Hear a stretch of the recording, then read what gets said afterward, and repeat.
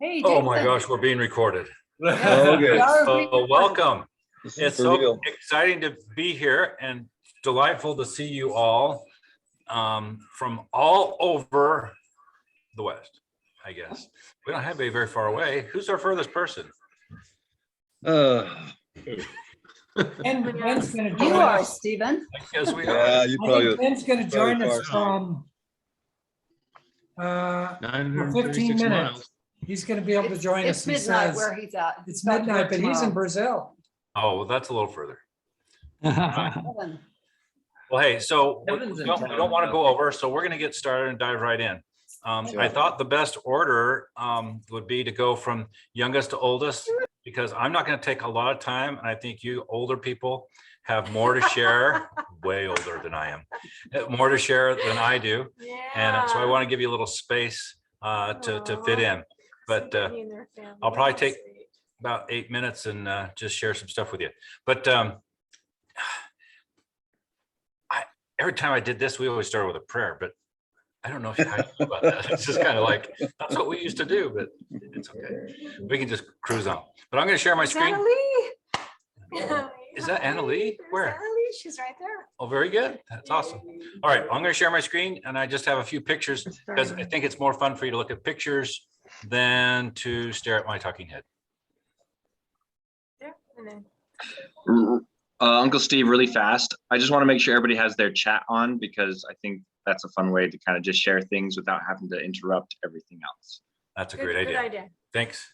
So I'm just going to tell a bunch of stories, and I'm sorry, those of you who remember his dad's funeral will probably remember some of these stories, but some of you younger people might not remember that. Being the youngest of the youngest, I'm a long ways away from a lot of my relatives, and Ben and Scott would understand that because a lot of people seem old, and fortunately, I've always kind of felt an affinity for my brothers and sisters, and so I've always been, being getting together. You can see my screen, right? Yep. Very good. My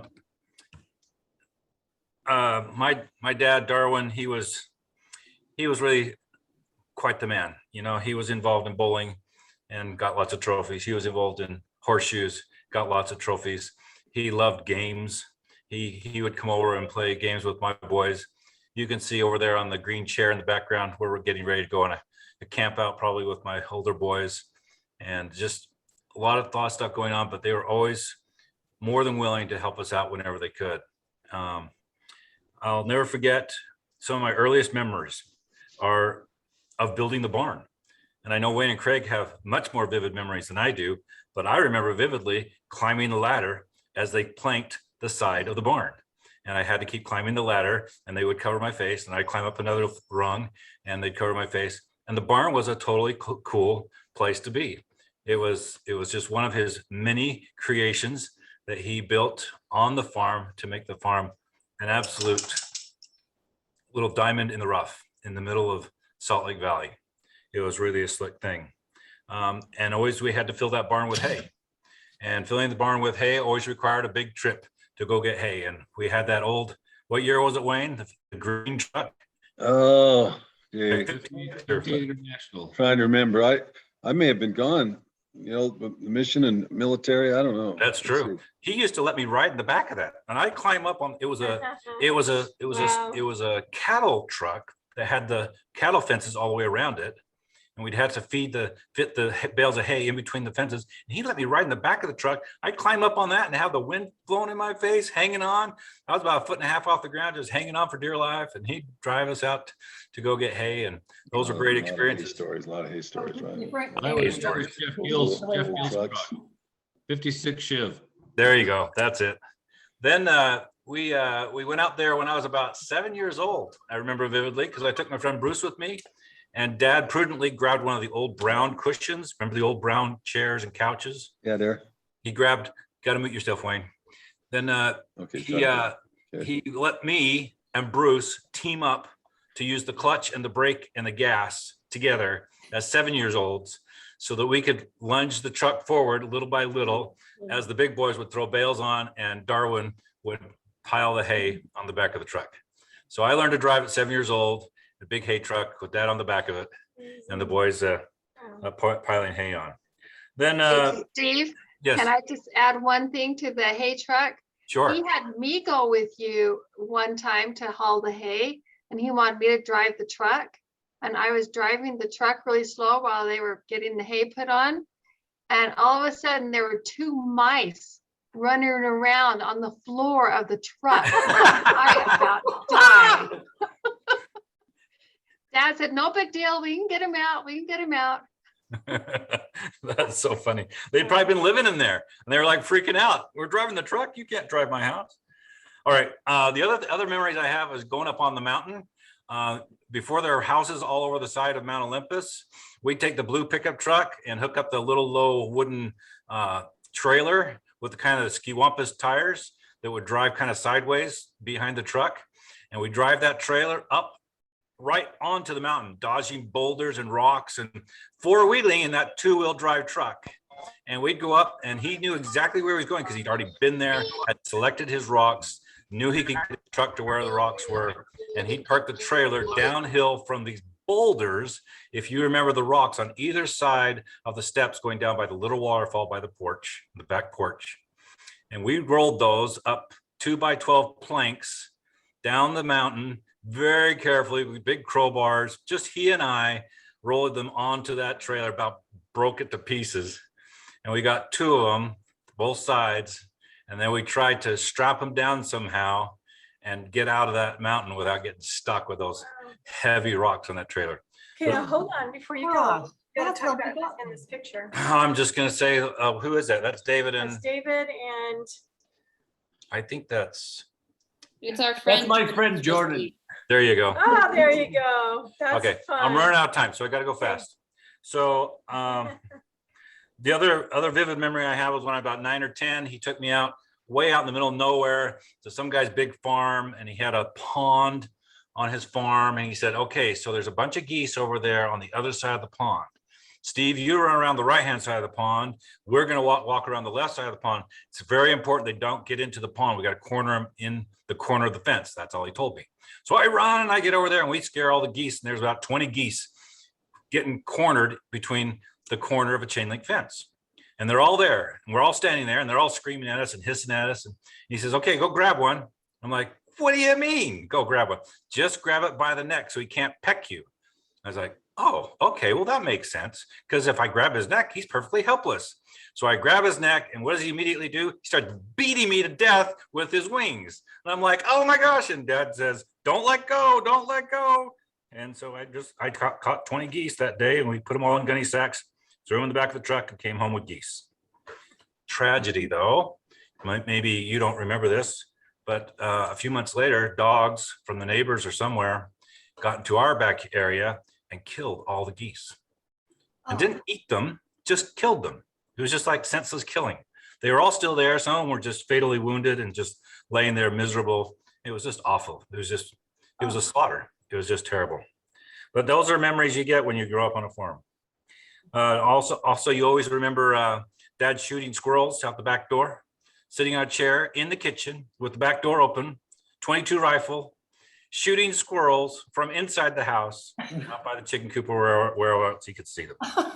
So loaded guns in the house? Of course we had loaded guns in the house. Accessible to kids? Of course.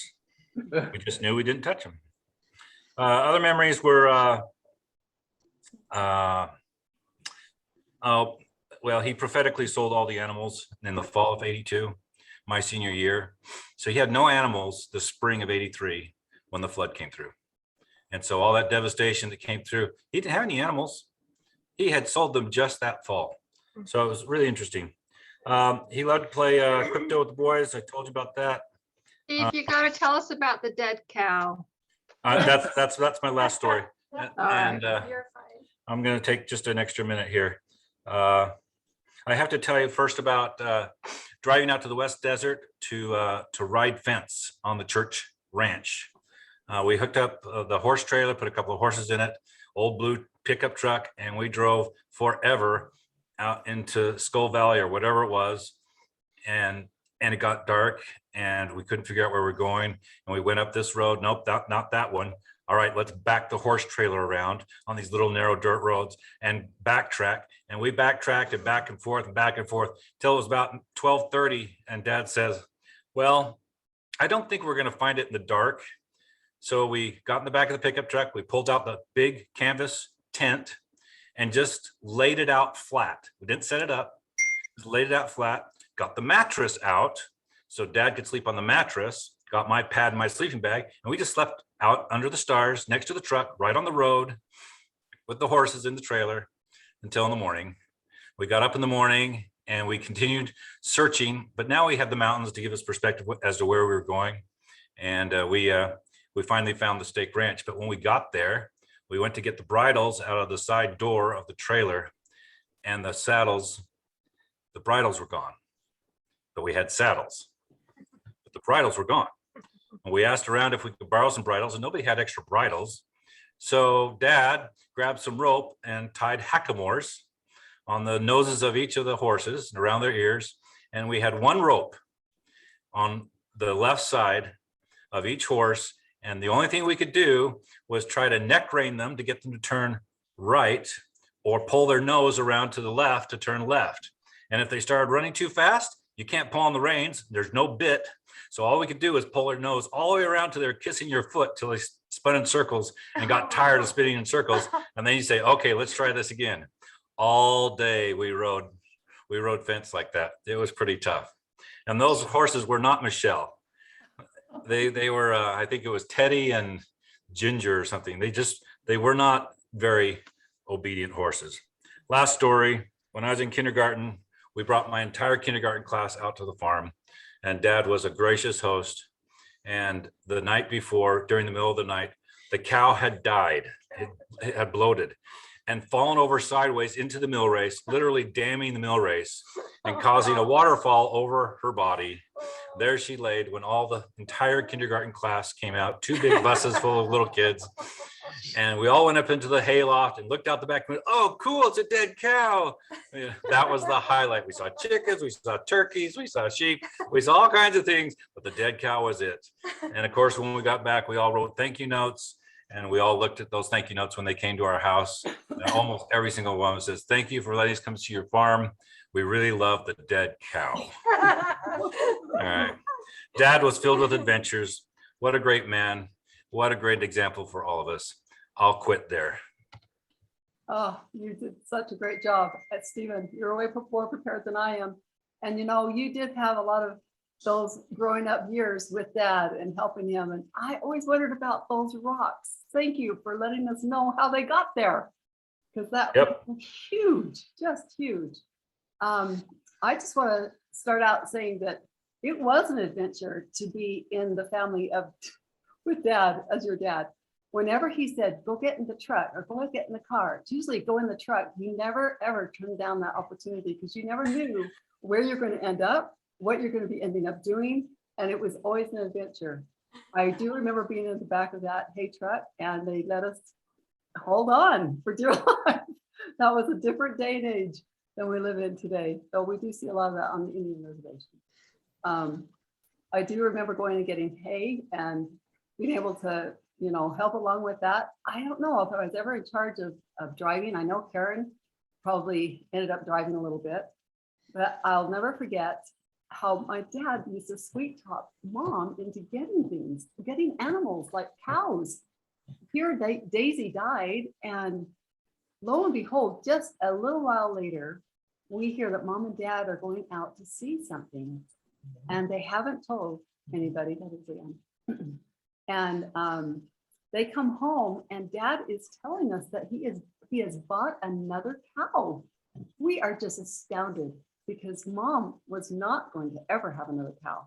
How he ever talked her into that, we will never know. But she looked at us kind of sheepishly, and she said, well, it's such a cute little cow. And Olga was so much smaller and so much more manageable than Big Daisy. And I just thought Dad just sweet talk her into about anything. But Dad was one that when he didn't know how to do something, he would call somebody who did. He used to sit in that corner chair at the table, and and talk the leg off of whoever knew how to do something and asked every single question about it, how to do it, where to find out things. And he had really good questions. And that's how he learned how to do things. He went to the people that knew, he found out what they knew, and then he said, okay, I'm ready to do this. When he didn't know how to build a log cabin, I mean, that's what he hadn't done. Here we had the flood take out the tack house, and he had to replace it. And he said, you know, I should make a log cabin. I haven't done that yet. And we should make a log cabin tack house. And he didn't know how to do it. So I remember him sitting in that chair and talking to someone. Well, you know, it's go, whoa, where do I go against that? What do I do? And he was finding out all the details. So that's why we have such a beautiful, beautiful tack house built by Grandpa, because he found out how to do it.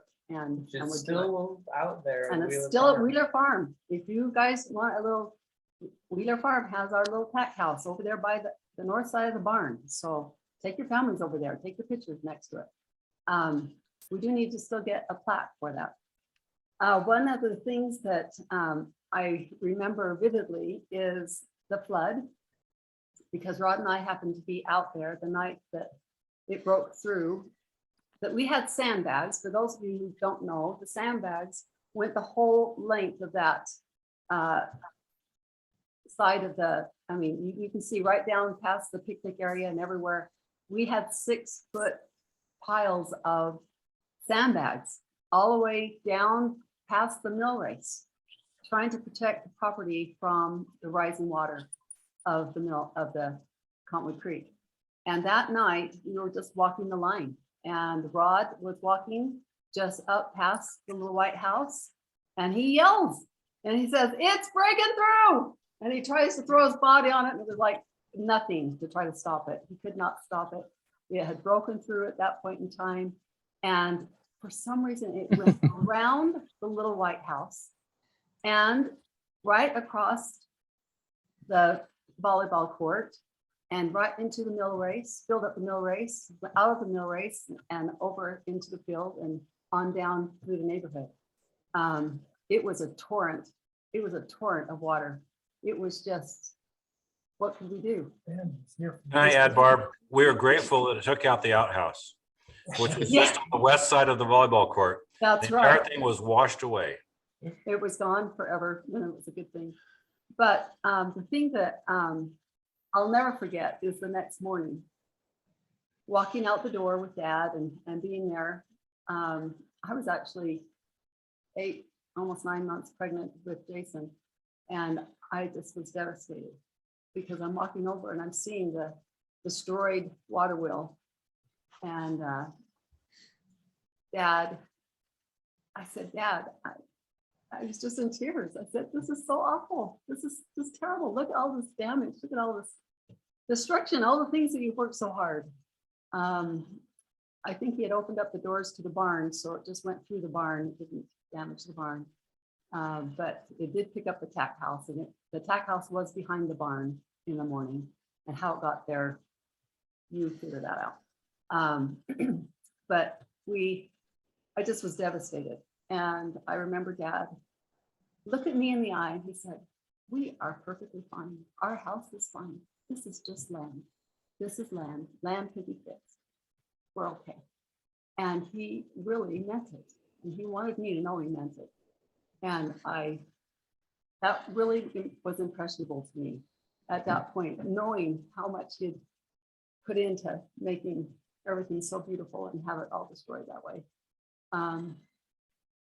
If you remember, it took a while to figure out how we were going to make the picnic area, because those that came in with their tractors couldn't go in down below. People didn't really want them to go into the property down below. Uh-oh, can you hear me? Can you guys still hear me? Okay. They can. And so Dad was trying to figure out how he was going to make the picnic area again, because they actually added on probably 25 more feet of land to our side of the river. We were right up to the river before, but then suddenly we had all this land. I think they just dug it out as best as it made sense to them. and they didn't know where the boundaries were. So we gained a lot of property after the flood. Well, he actually poured a retaining wall that was about 5 feet further into the creek than the line had been before. And then he backfilled the retaining wall before they came back with the cages of rocks. Oh, well, granted, but you couldn't have done a lot there in the time period that they had. They Right. only had that one summer. They had to have it done by winter. So it wasn't a lot of time to do that. But whatever the case, I remember us wanting to get, do you remember we were all talking about the fact that we needed a drinking fountain out by the picnic area? There was no way to really get water except for a hose. And I don't know, I don't remember who brought out the pipe. You know how they make those pipe ones and it's around and, you know, it's nice, and it's kind of how they used to make water fountains at parks and things. And we had set one of those up. And I was standing next to Dad out by the picnic area, and he was standing right next to it looking at that. And he had a big sledgehammer in his hand. And I said, and he said, you know, Barbara, that just doesn't belong here. And he took that sledgehammer and he just smashed the whole thing. He just broke the whole thing up. It was actually a drinking fountain and everything, and he just smashed the whole thing to smithereens. But that doesn't belong here. I don't know what does, but that doesn't belong here. And if you all remember the rock, he put together a homemade rock drinking fountain that he built out of rocks. And that's what was in Cottonwood. That's what belonged there. So I think Rod has a quick, are we out I of think time? we're out of time. Why don't we go on? And Rod has a one to share at the end about when he met Dad. He talked him into it, letting him marry me. Can you say it really quick? Well, there's You got 1 minute. I just, my first memory of Darwin came when I was courting Barbara. And I don't think I'd met him because I remember meeting your mom first when I came to the house. But I think a guardian angel was looking out for me because when we were on a date, I learned that there was some activity. A luau.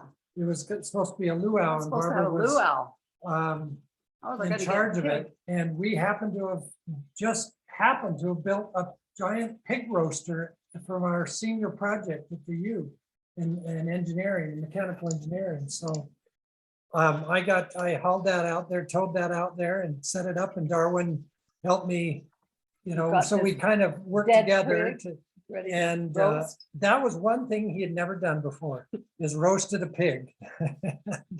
And the fact that we ended up having this mechanical pig roaster with a little lawnmower engine and, sticking a full-size 100-pound pig on the spit and roasted it for 6 hours before the luau. I decided I think that won him over. He came in and said, "It's okay, you can marry him. He knows how to roast it." I don't think that I could have, that wasn't me. It was just my guardian angel. I was in the right place with the right thing at the right time. So It did impress Dad. that was fun to visit. That's my first memory of just visiting and talking to him. And he. So Dad, when are we gonna roast a pig? I don't know what's become of that pig roaster. We'll not have to look into it. Okay, on to the next. So who's next? Karen. Karen, you're gonna have to take off your.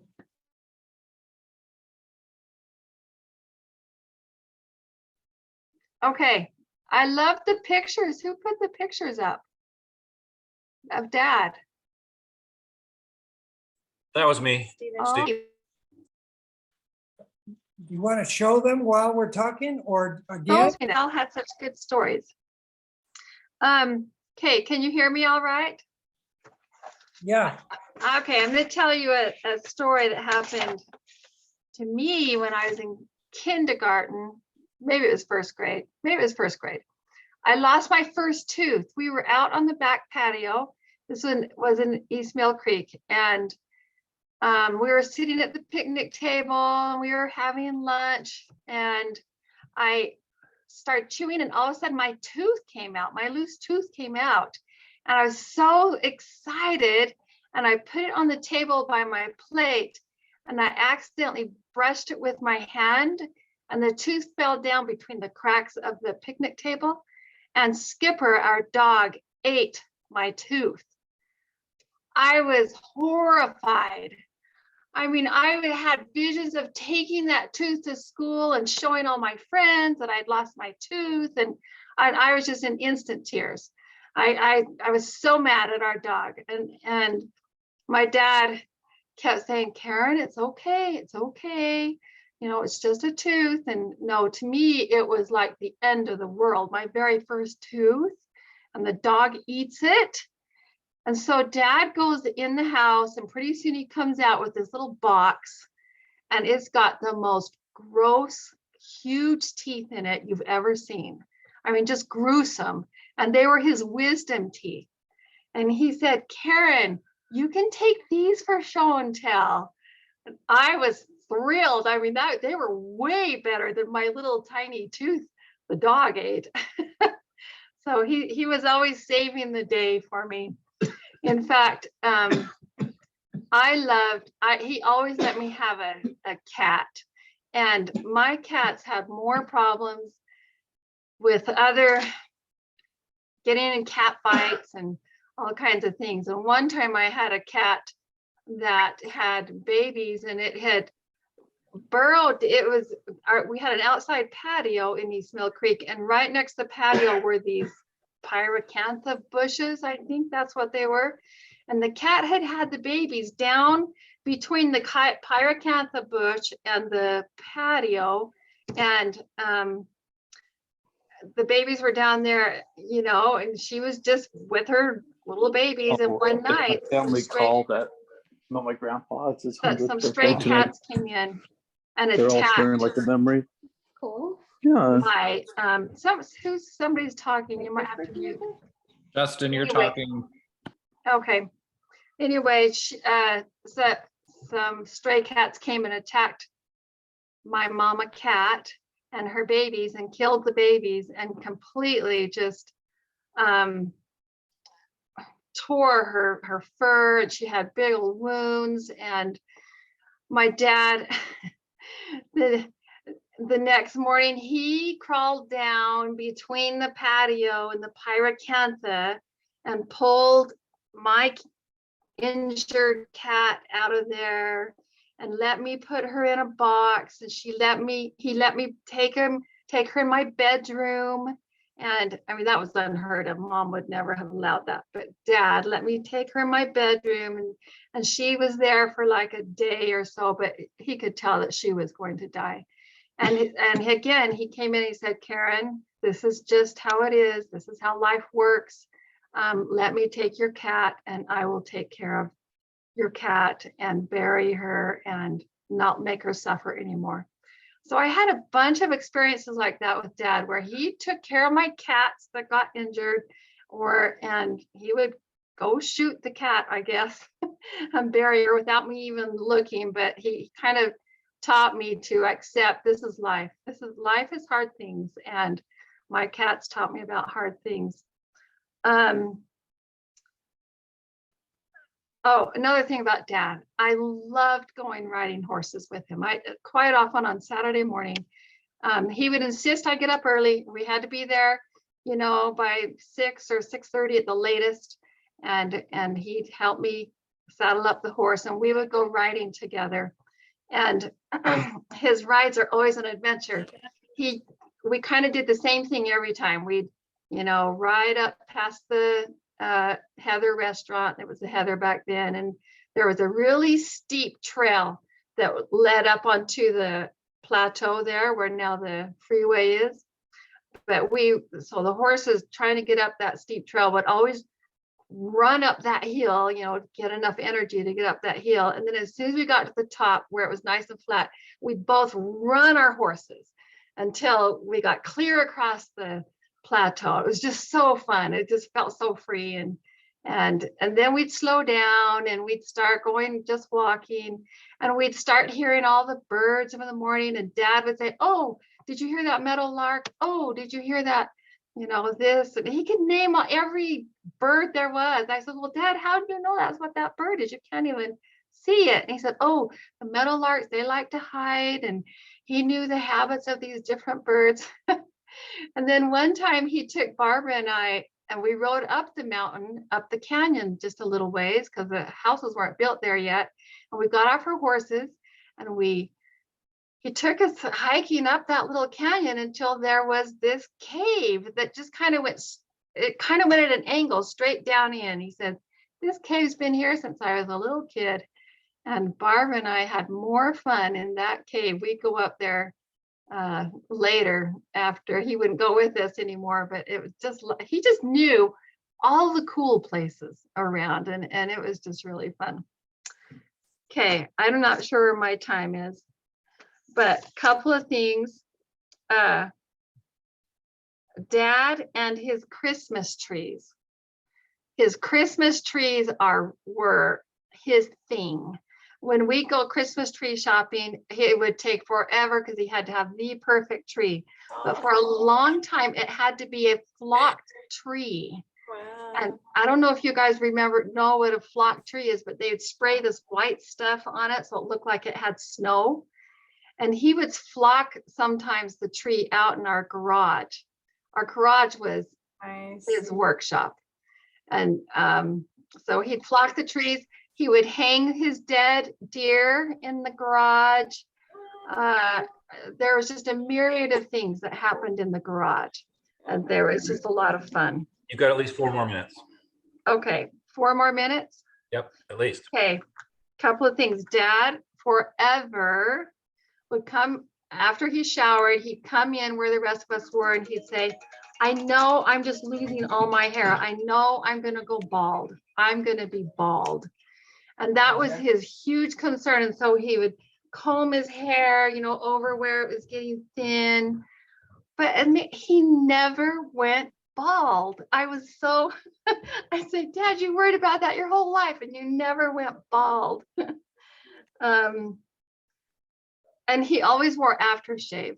I just loved the way my dad smelled. He always wore aftershave. And some of the things he loved was sports coats. He had every kind of sports coat. He loved color. He loved colored shirts. He loved hats. The hats that he would wear to work with, he would just love one hat until it was just so mangled that he really just had to throw it away. But it was just so gross to look at. But he wouldn't give it up. He just loved his hat. Okay. Oh, he was really health conscious.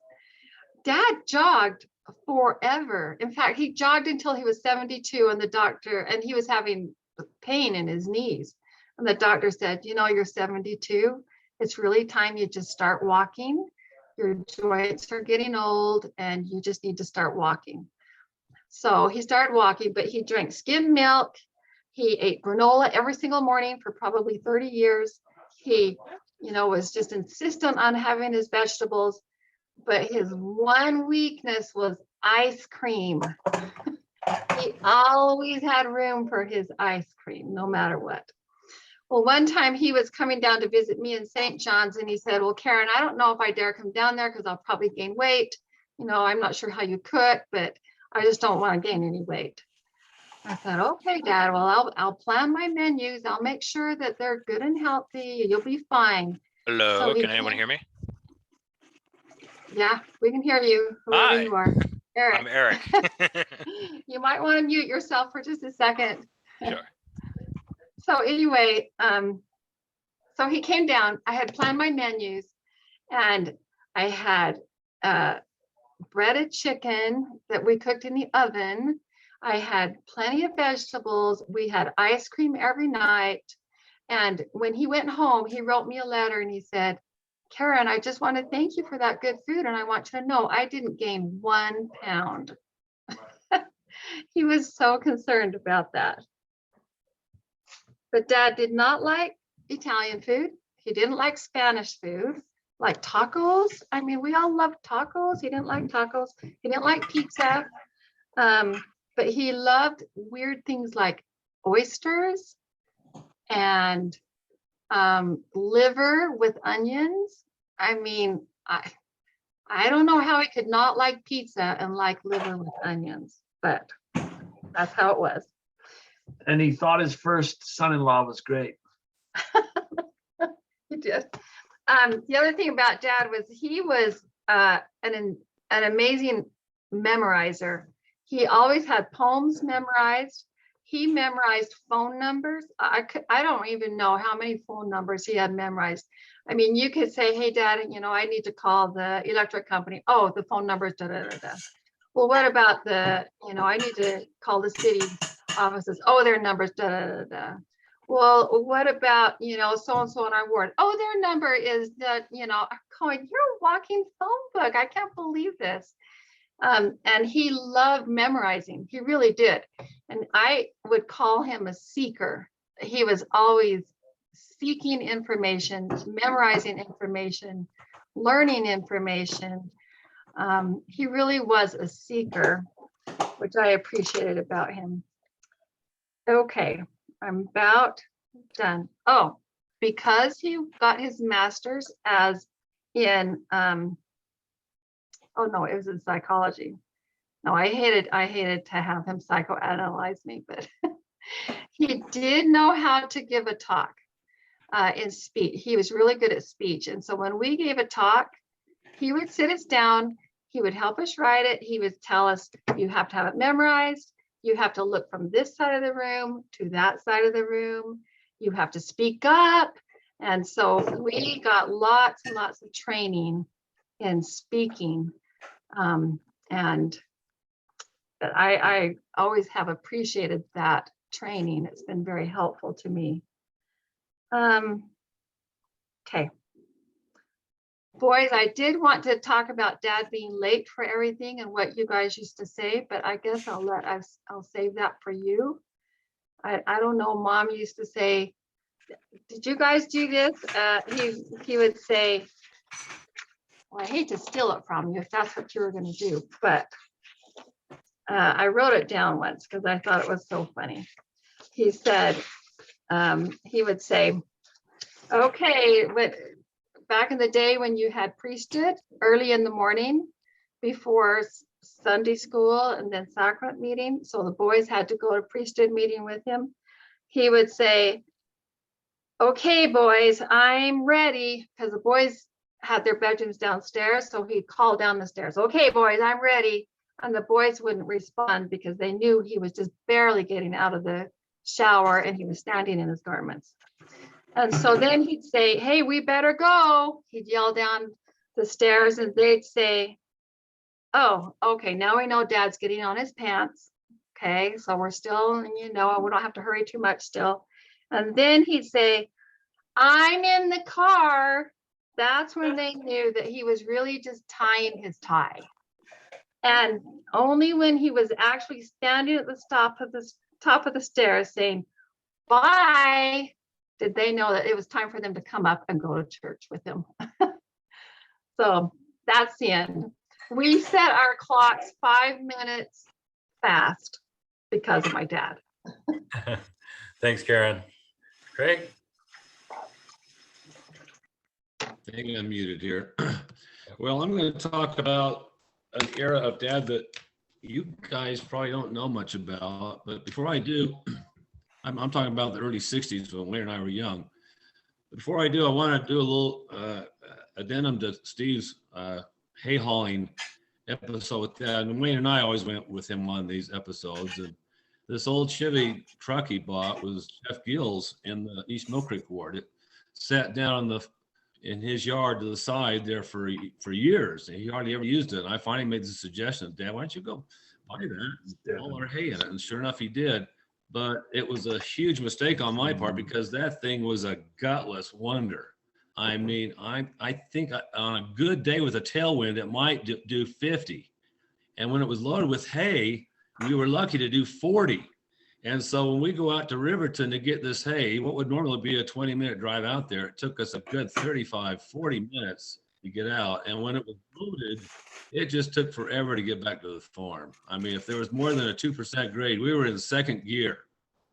And in those days, we could ride in the back of it.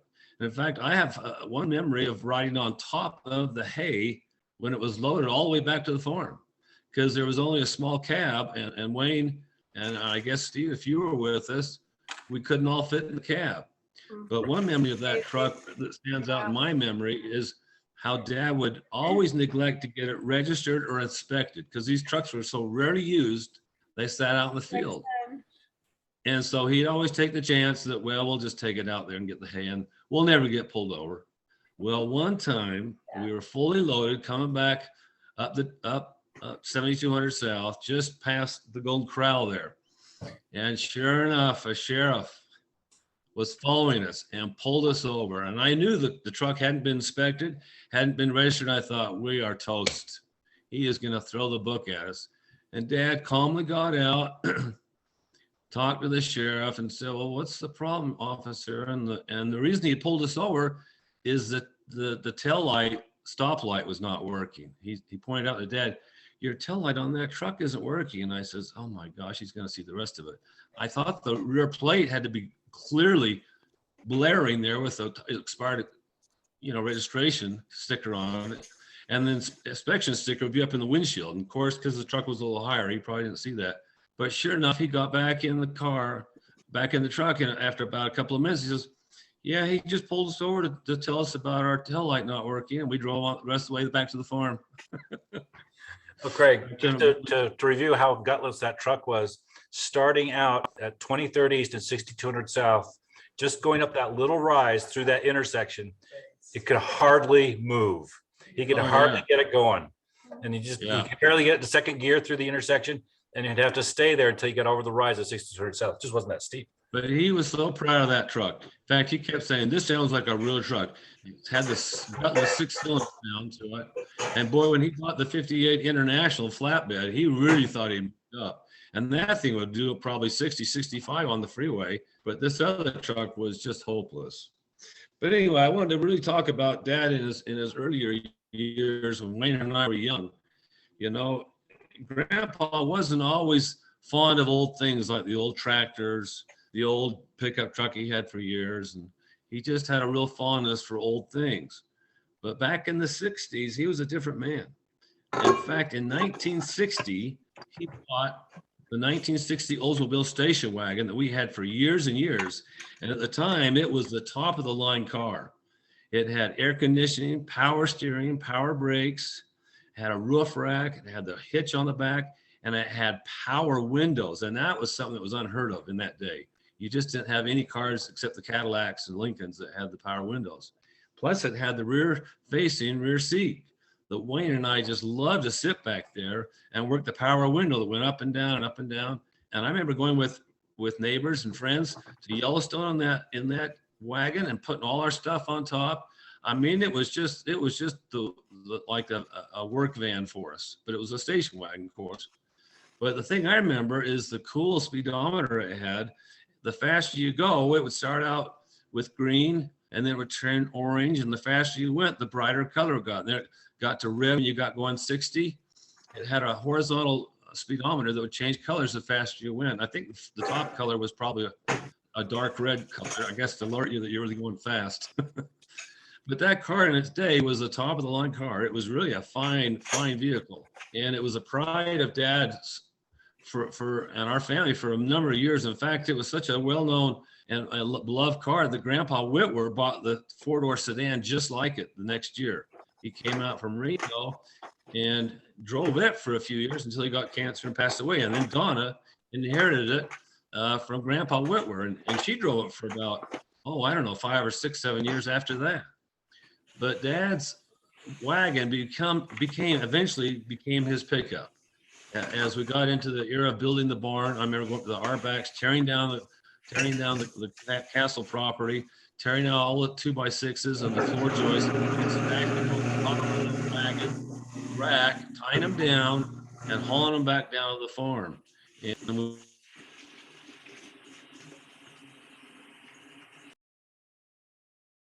we just lost. Craig, you muted yourself. Yeah. Sorry about that. Anyway, the wagon became his pickup for years and years. And why he never bought a pickup sooner, I'll never know. But I guess he stumbled onto that 64 blue Ford pickup, and we were so thrilled about it. And he was so thrilled about it because the guy he bought it from in West Valley said, this has a 460 Lincoln motor in it. And it also has a low rear end, which meant it had low gearing.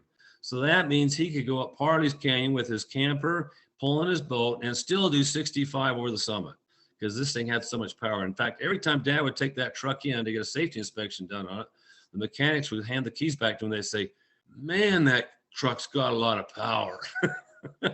He took a lot of pride, and it really did. It was, in its day, it was one of the fastest trucks on the road. I couldn't believe how powerful it was. It wouldn't do much over 65, but boy, off the line, it would just burn rubber till it was unbelievable.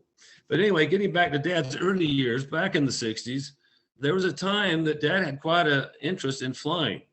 And he actually bought into a partnership, I believe it was 3 other partners of a Beechcraft Bonanza, and actually took flying lessons. And I remember Wayne and I flying around with him. He never did get his full pilot's license. He always had to take another friend with him. But I remember Wayne and I flying up to Idaho and other places around in this Beechcraft Bonanza. And as I researched this Beechcraft Bonanza, it had the V-wing in the back. Instead of a regular upright tail, it had the V-wing, V stabilizer. And it proved to be a very unsafe plane.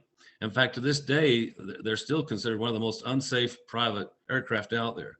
But anyway, that plane eventually went down when one of the partners, I guess, became disoriented and the wings came off and it crashed and killed one of his partners. And that was the end of his flying days. But another interesting thing about Dad back in those days is he had a real fascination. There's the wagon. Yeah. The pride and joy of the Knudsen household. Back in the 60s, Dad had a good friend called by the name of Bill Peterson. He lived out in Magna, and he was a fellow horseman that Dad used to go riding with all the time. But he had a son by the name of Blake, who was a year older than I was and a year younger than Wayne. He was right between us. But Bill Peterson and my dad had a fascination about going out to Skull Valley and looking for arrowheads. And Wayne and I and his son Blake would always ride in the back of the pickup. Now, back in those days, there was no problem riding in the back of a pickup, even on the highway. Now, there was no interstate back then. They were all just 2-lane highways, and it went through Grantsville and caught all the little towns all the way. I remember going to Reno all the time and going through all the little towns. There was no interstate back then. But we rode all the way from Magna in the back of this 59 GMC pickup all the way out to Skull Valley. Now, Skull Valley, is the valley just beyond Grantsville, where Grantsville is the next valley west. And we go over there and look for arrowheads. But the other fascination Dad had was with the cedar trees. Apparently, Bill Peterson had told him how he could make all kinds of things out of the cedar trees, out of the branches and the things. And you could make lamps, you could make end tables, you could make coffee tables, and you'd strip the bark off it and cut it just right and paint it up right, run a wire up the limb of the tree, and you can make a very beautiful lamp. And I remember us being out there and Dad cutting down all kinds of cedar trees and putting them in the back of this pickup. And poor Wayne and I and Blake had to ride in the back all the way back with those shavings blowing in our face all the way back to Salt Lake. It was just miserable. And of course, that was just how it was back then. It was no big deal. But there was several trips we took in that old pickup of his. And I'll still remember as he got back to Salt Lake, how he had quite a load of this cedar trees that he cut that he hoped to make lamps and tables and things out of, and he loaded all back in the back of the wagon. I thought, Dad, you're going to trash the back of the wagon, but he didn't care. Just put the seats down and we'll throw it all back there. And sure enough, he ended up making several things out of it. I remember one lamp in particular that he made, that the limb and the twisting of the wood was just such that it had a base on it, and the other limb would twist and go up, and he put a little lamp piece in there and a shade, and we had a cedar lamp. And that was kind of the thing to do back then. What happened to that? Bill Peterson apparently had made all kinds of things out of those cedar trees. And he was quite the artistic fellow that way. Craig, But anyway, so you Craig, can understand. real- Yes. Real quick, I think my favorite cedar tree he made was a bench that he put out on that little patio that was down Right. in the basement. I just Uh-huh. spent hours on that bench. I just loved Yeah. it. It was What? big. It was huge. It was So is quite that what large. So is that what the wood was down on that little patio Uh-huh. down below? That was another Twisted cedar piece he around and had got. a flat, Uh-huh. that makes such Yeah. sense. A flat piece. I could not Yeah. believe it. So knowing Grandpa and knowing my dad like we do, he got obsessions with things. And there was a time that he was really into that cedar stuff and made all kinds of things with those. It was quite fascinating as I looked at that stuff, and it really was quite attractive back then. But I'll never forget the memories I have with that Steelsmobile station wagon. That was just the car that we had forever and ever. And it was just the workhorse that we had. It did everything. It pulled trailers. It was the pickup. It was the family vehicle. We just went everywhere with that thing. And that was the car I learned to drive in. I remember pulling it forward in the field out there. We were pulling out cedar fence posts or whatever, and that thing would pull them right out. You put a chain around it and hook it around the trailer hitch. Before we had the tractor, we'd pull it out with the Oldsmobile. So anyway, that's just my take on Dad's life. I know later on, though, he did get obsessed with the older things, the older trucks and the older tractors. And that was a great era for him. But, to appreciate Dad more, you got to understand that he never really came into the 20th century. He always liked the older things. He liked things out of the 40s, the 30s. He never liked the new trucks, the new cars. When we got that 69 Lincoln, he thought he'd really moved up. But that was probably the year 2000 he bought that. It was still 30 years old. But it had all the power seats, the power windows and everything. But he was a man that liked the old ways, the old things, didn't have to have everything new. And I guess I can appreciate that in him, but he's not like the generation I came from and the generation you guys are at. We're totally different now. So that's about it for me. Thanks, Greg. Wayne. Yeah, I've just thoroughly enjoyed just sitting back, listening to all these memories. It's kind of really been a fun time. I'm going to defer to my kids for just a minute if they're still with us. Darren, I see you there. And Chris, I think you had an experience you want to share. So let's start with either one of you. Go ahead. Yeah, why don't you go first, Dad? We'll fill in whatever time's left. Why don't you share some memories first? Okay. All right. Before we get in, I've got sorry to interrupt, but my video's not working, Barb. It says the host isn't allowing video. Is there a way to enable video again, or? Yeah, it seems like it's happening to everybody. So we're trying to make everybody co-host who I'm just is gonna having. go through and make Yeah, everybody that's co-host. what I saw when I first came in. So just go do Wayne. Okay. Oh, I see about 10 of you. We're just Who are gonna we go through and do everybody. That's Okay. right. I think those of us who I logged on, logged off, logged back on. So those of us who logged in later don't have the ability to enable the camera. So yeah, Yeah. co-host. He's already Okay. All right. Well, we'll figure that out and we'll see if we can do something with that later. Just do the ones that you can't.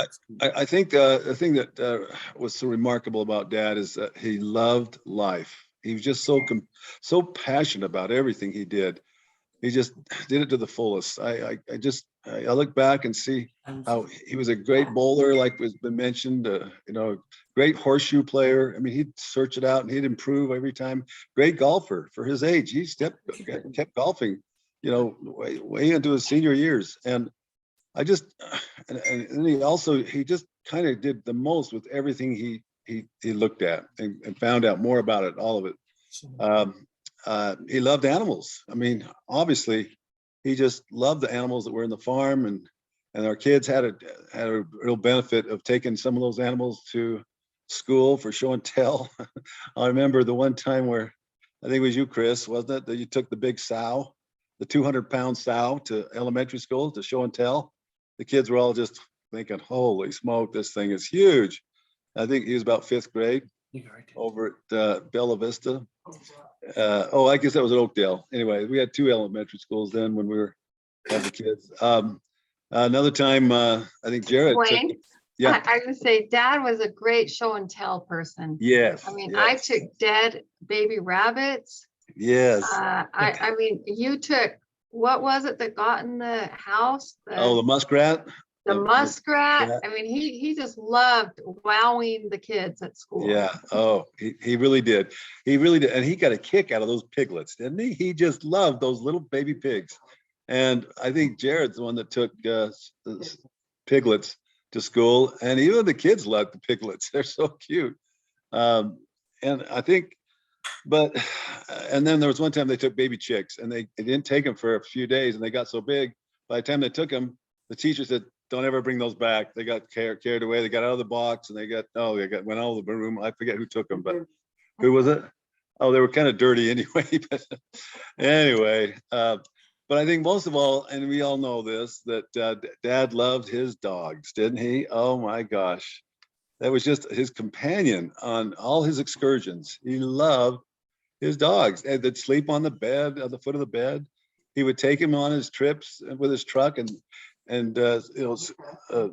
everything. And Skipper would sit right in the front seat of the truck and just sit and looking out the windows right next to Dad. I mean, all the time I'd see him pull out with Skipper right in the front seat. So when Dad lost Skipper, it was a tragedy in his life, and we noticed it. We were living in Cottonwood Heights, not very far from him at the time, and we had just got a dog very similar to Skipper. And we named it Sparky. And for some reason, I don't know, I think maybe the kids we all got together and said, huh? We had a good excuse. Our yard was too small, but Sparky was a great dog. And one time we took him over and said, Dad, we want you to have Sparky. We can come over and watch him and see him because you're close enough to us. And our yard is too small. So, I'm glad you have a big place here and he can enjoy the running around and the horses and everything. So he was ever grateful for that. In fact, he wrote me a special note thanking us for this gift of this Sparky. And it was just so interesting to me that he was so sensitive and loved animals as he did. I think, like everyone said, let me just mention about the Oldsmobile first of all. Craig, you remember we took that Oldsmobile out to Skull Valley and the West Desert several times, right? I mean, and you and I were in the back seat looking over the front seat with Dad and I think Bill Peterson or something, but we would go out there looking for arrowheads. And another thing he'd do is be looking for pine nuts. He loved to gather pine nuts and gather them and pop them out of the pine cones and gather them and put them together, and we'd eat them all over the holidays. It was great. But he also he would drive out there for a number of things. But the thing that I remember most, and Craig, you'll probably verify this, we were scared out of our wits when Dad would take a look at this washed out dirt road, and we have this big long Oldsmobile station wagon, and he'd say, I think we can make that. I think we can get up there. And Dad, the road's washed out, Dad. And Craig and I were just sitting there thinking, this is no way. We are going to get stuck out here in the middle of the desert, and we're never going to get back. And he would get it through it, and he would make a way up the hill and without hitting the oil pan or anything else. I was just really heavy. So it really, I think Craig was just probably more mortified than I was, because Craig was more into the vehicle side of things. But no, Dad took us out collecting pine nuts, and the car quit on us, and Mom was just fuming. She she was so mad from nowhere. Yeah, Mom was really nervous about it. And he kept saying, no problem, we can deal with this, it's okay. And he found, I don't know what he did. It took him about an hour, but he got it going, and we took off. One of those points, he walked up the road and says, there's going to be a little water. We just need water in the radiator. And mom's going, yeah, water in the middle of the desert. And he came back with water. He And came we back still with to this water. day wonder where he got that water. Well, truly, he lived by his little philosophy that he always told me. He said, nothing's ever as bad as it seems or as good as it sounds. So just remember that and you'll be better off. Okay. So he did, and he was amazing. He rebounded from so many different things. When they lost that plane and they came in and told Dad that, oh gosh, we lost one of our planes. They actually owned two, Craig. They had membership in two planes, and That's right. Yeah. when Dad was told that they'd lost the one plane, and Dad said, well, what about the pilot? Oh, we lost him too. Oh, gosh. Dad just said, oh, I couldn't believe they were not thinking about the pilot as much as the plane. But those were interesting times when Dad tried flying, of all things. I mean, back then that was kind of unique. That was what, 50 years ago. But anyway, I don't know. I just planned on some time for you, Darren and Chris. So go ahead, and I'll throw in some other things, but go ahead and tell us your stories. Hey, but one thing, Wayne, I was hoping you would tell about the time he got shot when you guys were hunting. Oh yeah. I might as well tell that because that was alarming. Oh my gosh. Dad wasn't a real big hunter, okay? But every once in a while we would go, and this one time we went pheasant hunting. We'd never been pheasant hunting. We didn't own a shotgun, I don't think. I think we borrowed one and went with another friend. And so, yeah. And yeah, well, who was it? Tom and Gary Clark went with us. Okay. Anyway, we went out somewhere in this field, and there was this road that was up a little higher than the field, and Dad and I were walking on the road, which was raised up about 6 or 7 feet from the big field. Okay, and all these other hunters were coming towards us on the side, and so we're not close to each other, but they had dogs that were staring up these pheasants, and all of a sudden this pheasant flew up, and he flew right over our heads, and they shot at it, and I thought, oh, man, that was awfully close to us. And Dad just went down like this with his hat over his head, and I said, Dad, are you okay? He looked up and he says, well, I think I got hit. I says, well, yeah, you're bleeding on your side. Yet later we found out, we rushed him to I think Dr. Brewerton at the time, right there in East Mill Creek, and he sat him in a chair, and come to find out he'd had 3 BBs go through his hat, and he had one by his temple and one in his cheek and a couple in his neck. And I think to this day, they never did take out 1 or 2 of them. I think it was in his neck. They had one in his forehead too. They'd always raised up, and eventually got that one out. But that was a scary deal. And the guy that shot him, get this, was a police officer. He was a police officer, and he knew better than to shoot in our direction, even if it was a long ways away. But one more hunting experience I got to tell you. Wayne, yeah. Just real quick, before you went to Dr. Brewerton, he came home, because I remember as a girl him coming in the garage door, and he had this cloth on his face, and it was just bloody. And I looked at him, I thought, oh my gosh, He thought he had been absolutely shot. I thought he was going to die. He was going to die. Yeah, that's right. I remember now, because it was on a weekend. We didn't think Dr. Brewerton would even be there. And so when we got him home and wiped off the blood and stuff, he says, you've got BBs that got to come out. So we got a hold of Brewerton. He met us at the doctor's office, and he laid him out, and in about a couple hours, he had him pretty much put back together. But there was that one that he would hit that was embedded deep enough. Yeah, it was embedded. Yeah, it was embedded it was embedded in his skull. He could push it around. Remember that? Yeah, he could move it around. Yeah, he could. Move it around. I remember that. It was weird. It was really weird. But one last little quick hunting story. I don't remember ever going deer hunting with Dad, except this one time. Apparently he must have had a friend, and we went out to Skull Valley again, out to those pinyon pines, and we're pretty familiar with the area. anyway, and I had a 22. I was about 12, I guess, or 13. I had a loaded 22, and Dad said, you can shoot rabbits if you want. And I said, okay, that'd be great. So I went out and we were walking through these trees, and all of a sudden we do see a little buck, probably a 2-point, but it's a buck that we could shoot. And he was winding through the pinyon pines in that area, and you couldn't quite see him and quite get a good shot. And Dad was determined, he loved a challenge. He says, you go around, Wayne, you go around that way and scare him this way, and I'll go around this way. And so sure enough, Dad got a shot off, but he didn't hit him where he would kill the deer. It hit him in the hindquarters.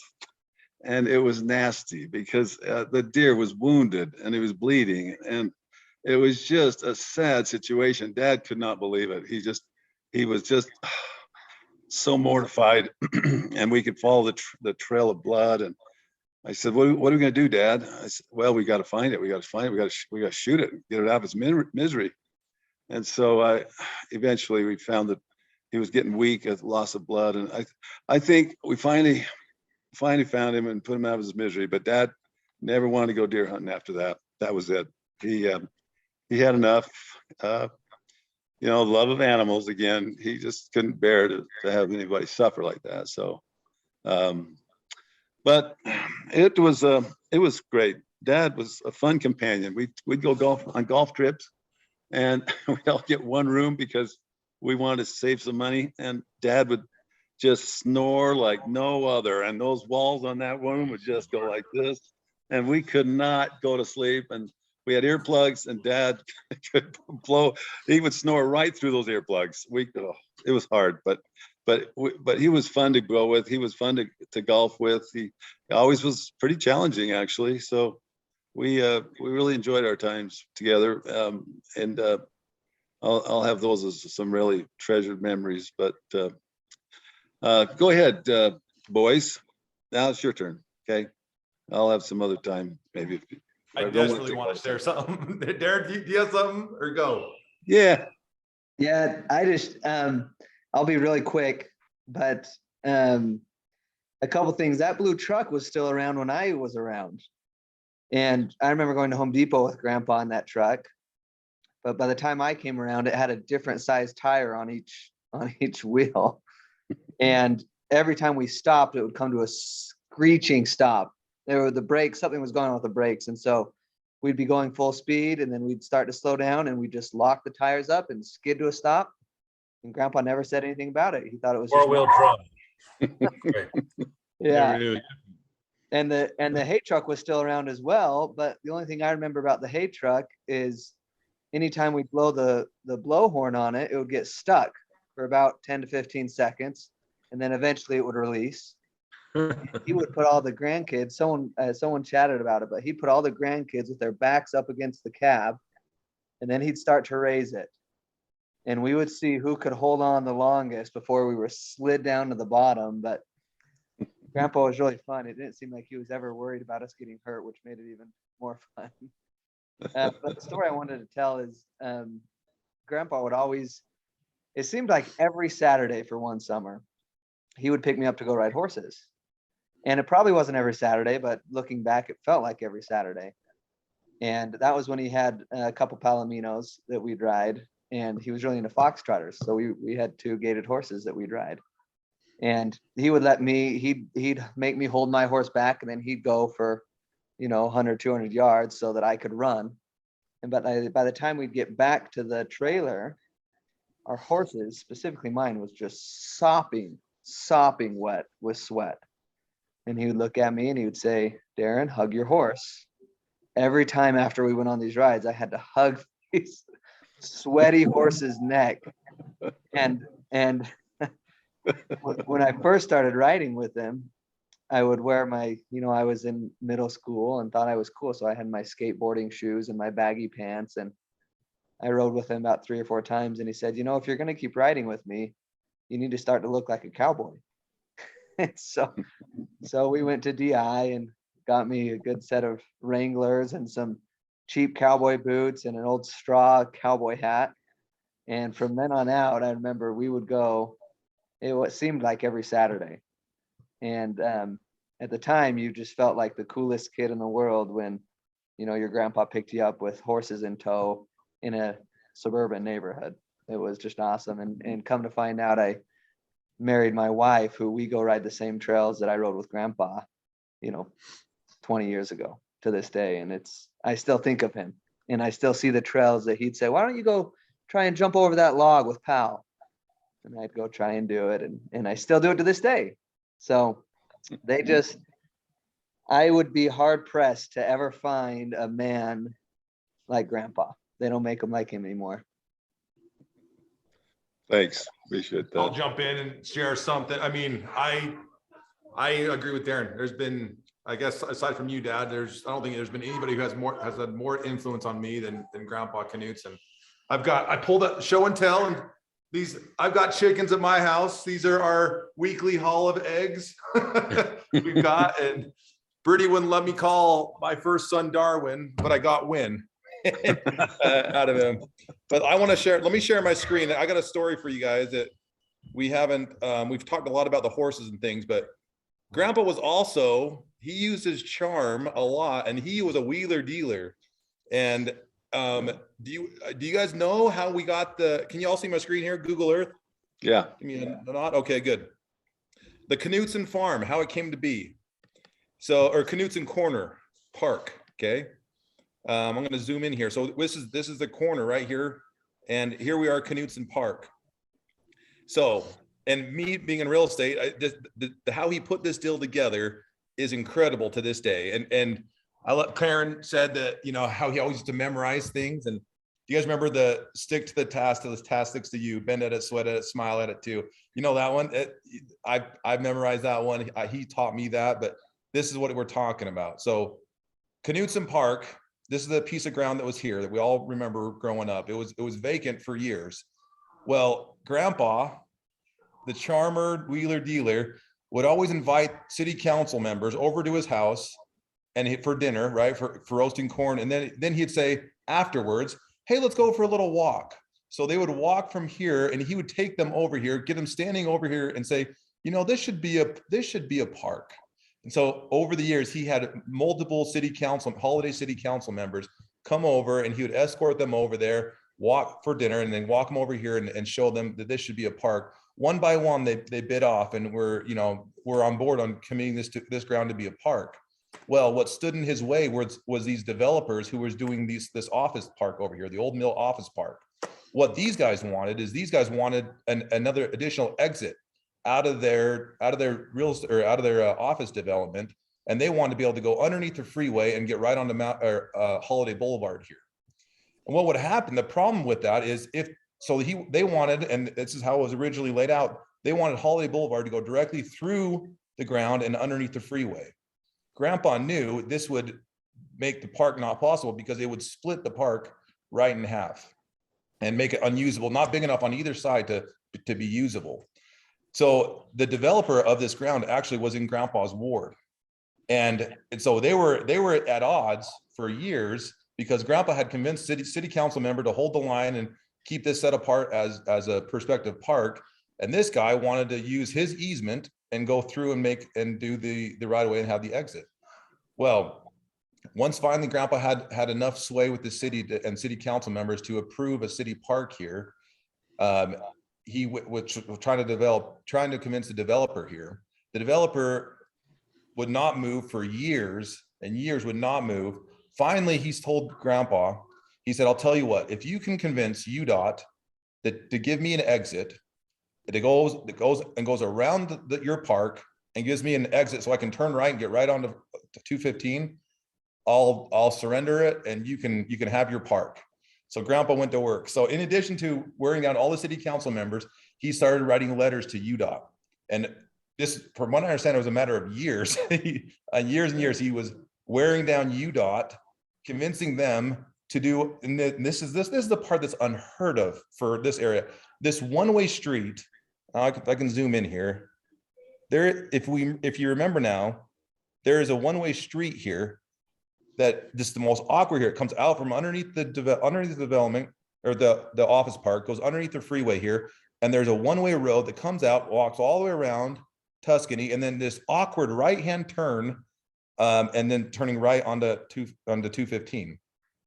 It's the only one-way street that I know of south of 2100 South in the whole Salt Lake County, you know, and so what he had over the years and years, he had finally worn down UDOT, convinced them to give a right-of-way and make a one-way road on exit to accomplish what he wanted to do and wear down that and get what the developer wanted, get what UDOT wanted, and get what the city wanted to have this park.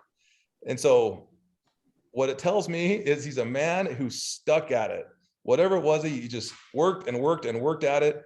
He had it, the end in mind, and never gave up on it. And again, it's stick to the task sticks to you, bend at it, sweat at it, smile at it too. Honor, power, place, and praise will always follow the one who stays. Grandpa Knudsen was the man, and he will always be a huge influence on my life. Thanks, Chris.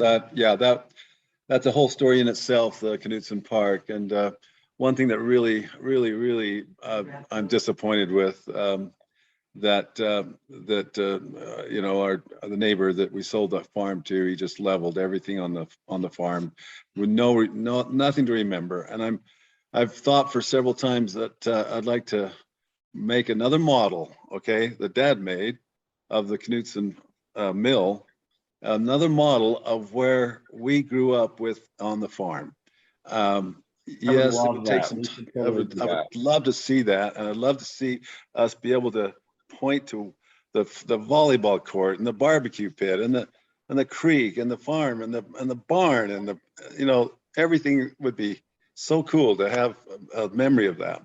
But hey, Chris, I think we might work towards that. But anyway, I think I've said too much. Write down that poem into the chat. The poem you were quoting, Chris. Sure, I'm happy to do it. Yeah, that would be great. I don't know that poem as well as you do. Yeah. Anyway, I drove by that day, Wayne, on my motorcycle. I remember driving past, and I stopped and I looked into the lot, and there was a big cat truck with the shovel pointed right towards the house. And I'm like, there's no way. And I see the shovel swing and take out half the house. I was watching it just ripped right apart right in front of me. It was pretty horrific. It's terrible. Yeah. Sad. It was. For sure. Very hard to see all those memories disappear in a matter of, you know, a month or two, you know. Anyway. The heartbreaking thing was that the man who was given responsibility to do that had no idea how we felt about this property, because Ed had gone by just as he had been saying that. And I ran over and talked to the guy, and he said, I've just been hired to do this. I had no idea. Yeah. This was meaning all this. So I can't blame him at all. Yeah. Just looking forward. It is really sad. Yeah. You can't hold on to things in this life. Steven has a pretty good collection of high quality photos he took, though, of all that property. Oh, good. And I also went through and did a huge movie shot too. And we need to get those up so we can show those. Walking just around and talking about the different parts. There's a lot more on YouTube than I had ever expected. So there is. Cool There's a lot more. You think, go on YouTube. There's a lot of interviews. It's a YouTube channel that I made several years ago, and I upload as many things as I could find. Yeah, that was awesome. So that's awesome. We need to put those up there, Steve. I think it sounds like we would have enough to get a model going. Yeah, that would be awesome. We should do a 3D. We'll work on that. You can fly through it. Type in the link. Stephen, can you type in the link to the YouTube channel? That'd be In Steven the Schmidt. chat?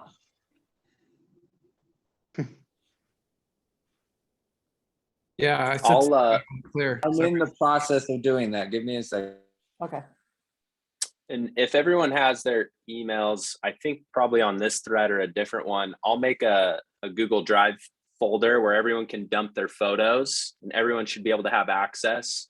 When you put your photos in, maybe just create a folder with your name on it. So I would just say Kevin's photos of Grandpa or whatever, and then upload your photos, and we can all share photos that way. And it lives in the cloud, and everyone can access it. So I would also encourage you to curate your photos and take some of the very, very best ones and put them on familysearch.org. Yeah, exactly. There Do may it. be thousands of people who Darwin impacted who might be very interested, and they would never know where to find it on a Google Drive, but they would find it on Family Search. And you can do audio recordings with everything. Yeah, yeah, you know, you can do audio recordings, you know, if you have anything like that on Family Search. And now that we're working over there, you guys need to know that we will start on Sundays. We're going to be there every Sunday from 2 to 6 after the first of the year, besides our Tuesday and Wednesday full-time days. So you can come over now on Sunday with your family, with your videos, any photos you want to scan, anything you want to put on your digital, type of access. Just plan on coming over some Sunday afternoon. Give us a call. We're going to be there from 2 to 6 every Sunday. So I got some old cassette tapes interviews. Yeah, yeah. How do I get those digital? Yeah, we can do that. You have the materials. And you know those 8mm that Grant took all those years? Right. We can get those on too. Yeah, we clean those up. Yeah. I'm amazed how clear they are. Yeah. Brian Chamberlain put those all on DVD. Yeah, I know he did, but yeah, those are neat. Thank goodness for Grant. You always need somebody in the family to be a photographer. And that was great. Right. Yeah, you did a good job. We didn't have film. A lot of those that were on DVD that's where I got them to put them on the YouTube channel. Is I ripped them from the DVDs to put them on the YouTube channel. Okay. Well, this has been very fun.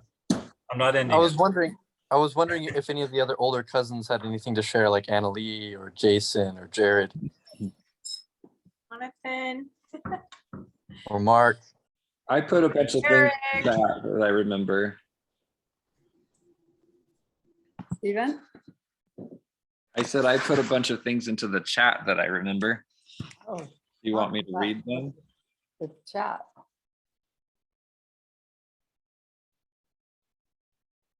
Yeah, just click on your chat button down below. It should come up in a window. Okay, this is what I wrote. I said I remember Grandpa turning on the tractors with his hand crank. I remember, let's see. I remember going out to work on the farm with him. One day we went out to the vines in the vineyard to work on stuff out there. I remember using we were working on something and he used his old dump truck. He had a truck that he always just had parked out there in the farm that was a dump truck. And I remember, like, as a kid, I don't know how old I was, maybe I was 10, and I was in the dump truck and he was like, tipping it, right? And I had to hold on tight. And finally I like slid down. Those are fun. And I remember sneaking downstairs in the house. If you went down, the stairway by the kitchen, you'd go down and down the hallway and around the corner, and he had a room that he would do all of his projects in. And so he had a lot of just remnants in there. He had an old painting. He had like an old model of like a swing. He had scraps left over from when he mounted his poem, The Pines Are Mine, they say, poem on the wood, if you remember. And so he had like scraps left over from when he was building that. That was his workroom, big one. Yeah. I remember, do you guys remember the tree house in the corner of the property on the other side of the orchard? Of course. Absolutely, yeah. With the rickety ladder that you had to climb to get to it. Oh yeah, it was so awesome. It was So super cool. tall too, right? Like Oh, if you yeah. fell, Super you tall. were breaking And we'd an arm. sleep up there. I remember we'd sleep up there. Can any of you imagine letting any of our kids do half the stuff that Grandpa would do? I mean, if I took my 3-year-old son and told him to swing out off a second story in the barn and swing back in, I would probably get like called into child services or something. Well, Wayne or Craig need to talk about the tree house that was in the big tree on the back corner of the garage. The first Yeah. tree I house. know it was my tree house. Actually, that was, I think, Craig's domain. I was my gone job, during built that with time. Gary Graham and Dad helped me build it though, but it was way high up in the tree. It was a good 30 feet off the ground. And I remember Gary and I and Larry, his brother, would sleep in that thing. I have overnighters. We'd ride our bikes out from East Mill Creek all the time to work on it and play out there. And then we finally built the house. I think it was still up there for a few years, even after we built the new Oh yeah, it house was. out there. I played in it. While the house was still there. It finally got so old and unsafe that I think Dad tore it down, or I did, because it was just unsafe. But I think you did. yeah, when I think of some of the things we did out there, how dangerous and why there wasn't more injuries, of the risk we took, riding on the shovel, the tractor, Grandpa would lift us up and carry us on the front of that thing, He or would right always on the. drive backwards though. He was always driving backwards. He wasn't driving forwards. He was always driving backwards in case somebody fell. He was driving backwards. That clip that held the shovel, it was pretty tenuous. It wouldn't take much to have that thing come out and have you dumped right off. Or even I have to tell the story. I have to tell the story about Craig climbing a cottonwood to put up the first rope swing. And that cottonwood was right next to the side of the water wheel at the top of the hill there. Do you remember this? Big poplar tree that overhang that hung over as the you walk down road. the barn, And he goes, come on, Craig, just climb up there, would you? And put this rope up there. And I remember seeing Craig, he was just like 14 or 15 years old. He was 30 feet in the air, just hanging there, putting this rope in there. But that was one of the funnest swings ever, because you got to run down the road to make yourself go. And for years we had that till that tree died. Yeah, the arch of the swing followed the curvature of the hill, so you could really get way back and swing all the way, almost to where you could almost get to the barn. Yeah, it was awesome. So remember the zip line. Come on, the little metal zip line. Yeah, that was like the highlight. So, crazy story from riding a zip line once. I was just going out there and I, ran over there, climbed in and started going down. And while I was sliding down, I realized that the bottom half of the barn door was closed. And so I'm like pulling myself as high as I possibly can on the little rope loop until I get there and slide in and hit the ceiling. And I think I hit it on my way back and got a little roughed up, but I was okay. There's an important story we haven't told you guys. What happened on Thanksgiving one year? Do you remember Dad coming in smelling like manure? Surfboarding My out mom the window. was very upset that he would come in the door covered with manure. And I remember him standing there and saying, "You are lucky I'm even alive," because he had actually gone out to the barn to work on the window of the barn and had set up a ladder against the window to reach up to either replace a pane or something. And that little ladder slipped out from underneath him and he surfboard right out into Never Never Land, and it hit the fence in between the two corrals and threw him into the manure pile. The manure pile was right there out the window. And he had the ladder cushion the fall too. Out the window, and as he got high on the ladder, it finally kicked out the legs, and it sent him like a catapult right over into the manure pile, head first, I think. Probably broke his fall pretty good, all that wet manure.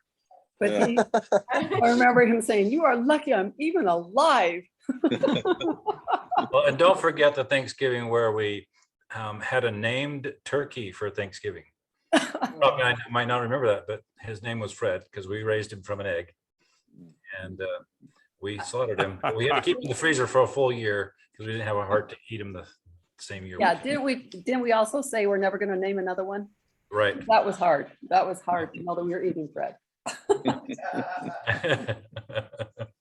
I have to share a couple of quick highlights because this is just, first off, did you set this up, Barb? Was it you that set this up? I think it was, we were on a group chat as siblings. Yeah. That's how This is so awesome. So I have so many experiences with Grandpa. We would go, Grandpa, I would take my friends to Grandpa's house and he knew all of their names. He knew them and it was just real nice. And so there were so many times where we would go on a Friday night, we'd go into our parents' freezer and take out sweet rolls for breakfast. And we'd go over to Grandpa's house on Friday night and we would plan to sleep over.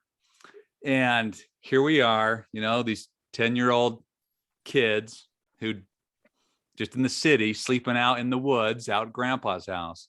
And there was one particular time I remember, it was so funny. There was three of us. There was myself, Matt Smith, and Rich Bennett, and we're sleeping out underneath the stars, just kind of by the White House, kind of by the swings.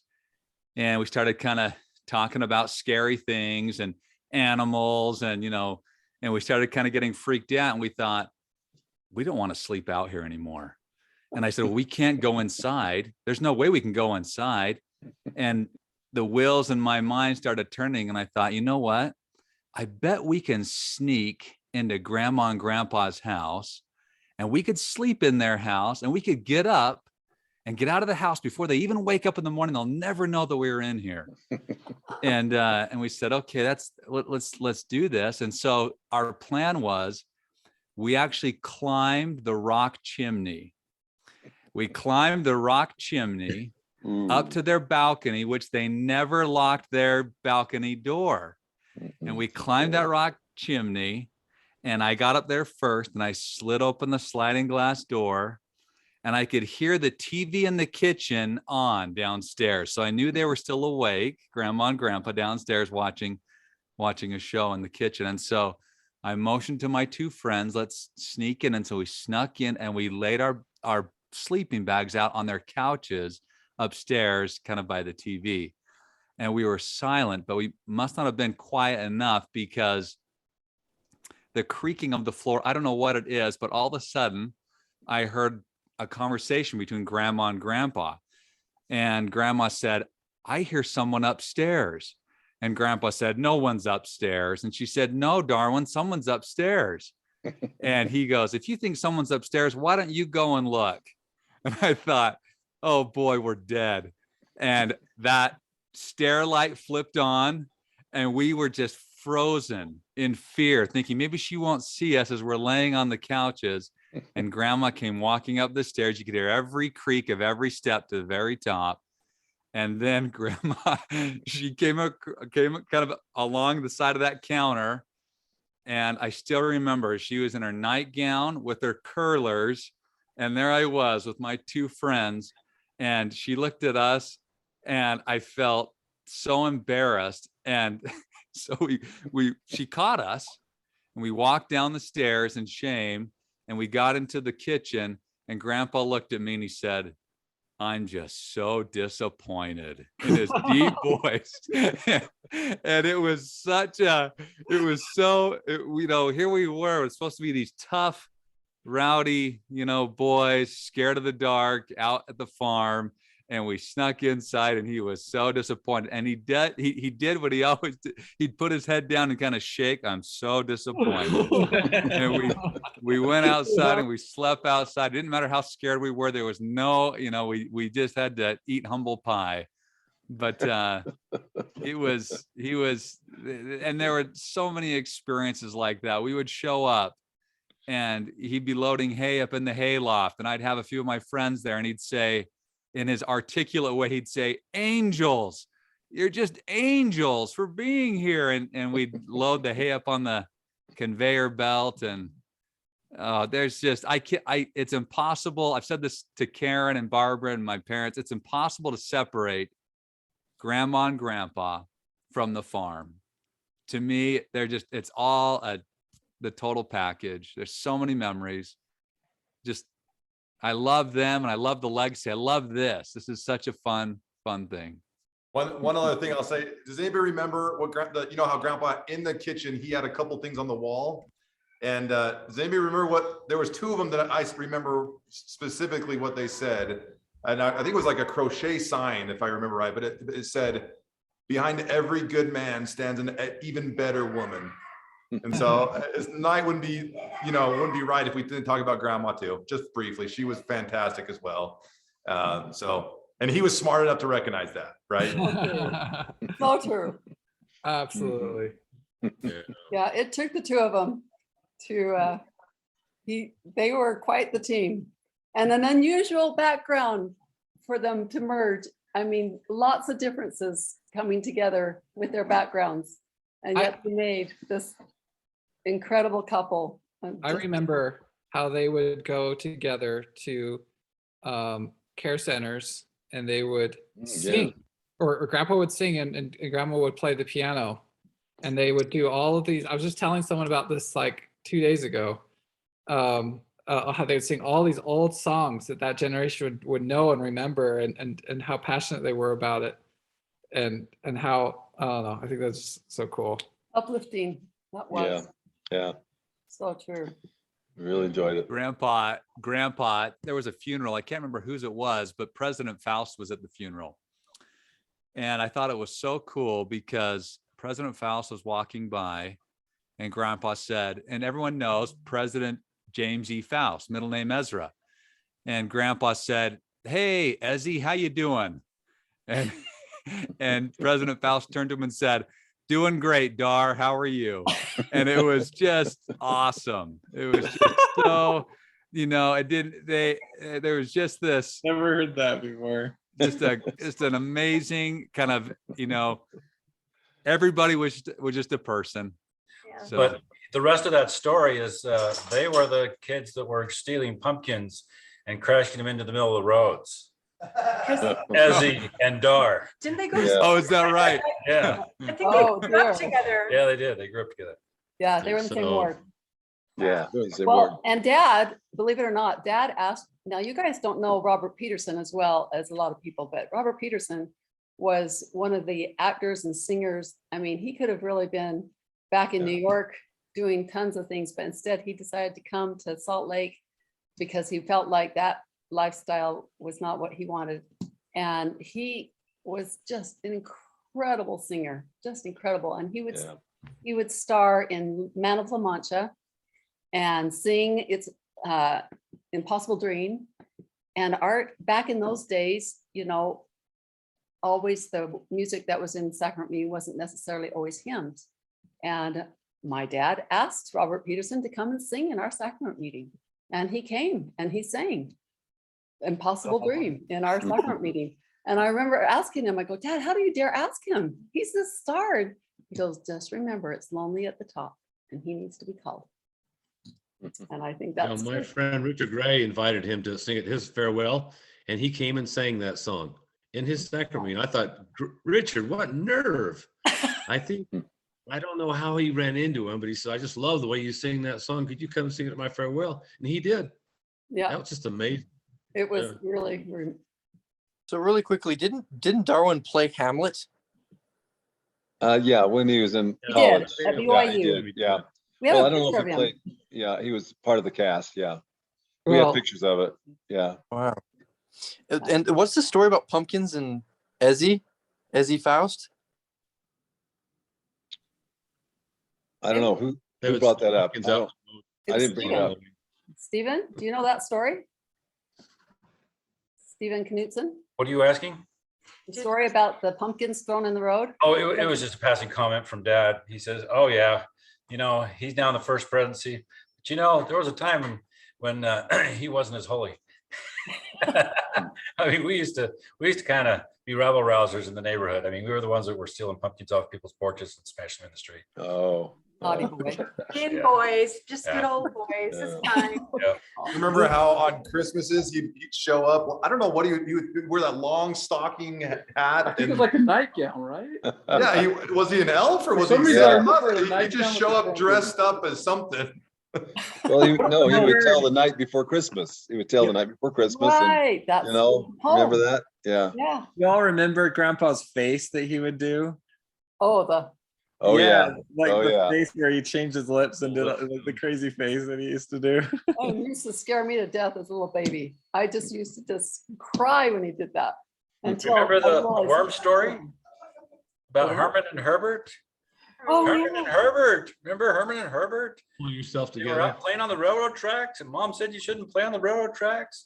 And Herman got out on the railroad tracks. A train came by and cut him all to pieces. And so Herbert picked up all his pieces and brought him home to Mom and said, "Look what happened to Herman." And Mom said, "Herman, pull yourself together."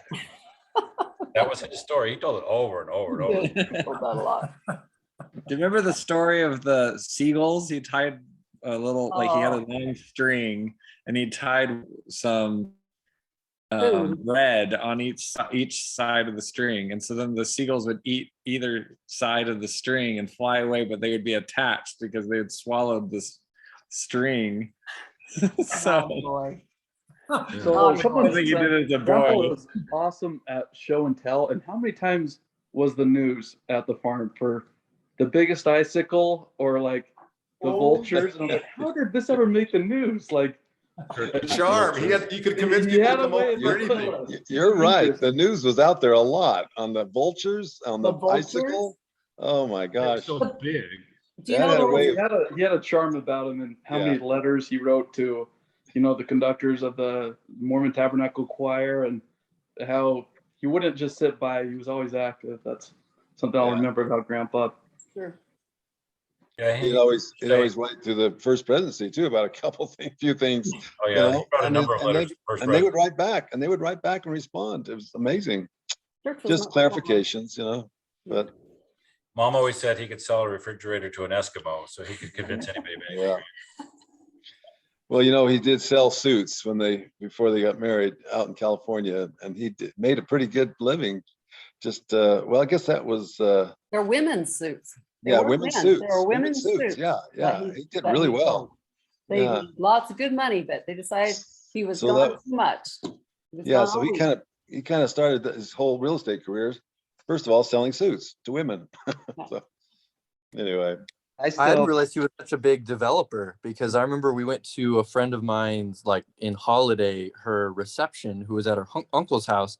And as we're walking down the road, Mom's like, "Oh yeah, Dad developed the street, and he named it too." And I was like, "What?" It was Grandpa our whole named neighborhood. these Our whole streets? neighborhood, Haven Way, Spring Yeah. Haven Drive, all of that That's whole what we- neighborhood was. We got was the very being best, got the first pick of the lots there. That's why we got the beautiful lot that had the view of Mount Olympus. Dad Yeah, picked it it out. also had a nice walkout basement and level on the backyard, and it was just a perfect lot. Right And on he had his Crest pick. Hill. Yep. Yeah. Do you guys remember Grandpa's war with the person who kept smashing his mailbox? Yeah, that's a great story. Tell him about that, Darren. That's a great story. And iterations of different mailboxes that he kept trying to build and stronger. And what made me remember it is the passion that he and all you guys, his kids, had one evening. You were yelling at each other just about different things you should try. And I remember when we left asking Mom why everyone was mad at each other, and Dad said, "Well, we're just discussing. We're not mad. We're just talking." I said, "Oh, okay." But anyway, what I remember most is he finally found that spot right between the tree and the rock wall that he could place his mailbox, and they wouldn't get to it. And then 2 years later, all the grandkids come over to teach us all a lesson. And he said, "Someone knocked on my door, and it was the bandit who had been smashing my mailboxes 2 years ago." And he said he went on a mission, and he came back and he knocked on my door and said, "I have to confess something to you. I was the one who smashed your mailboxes."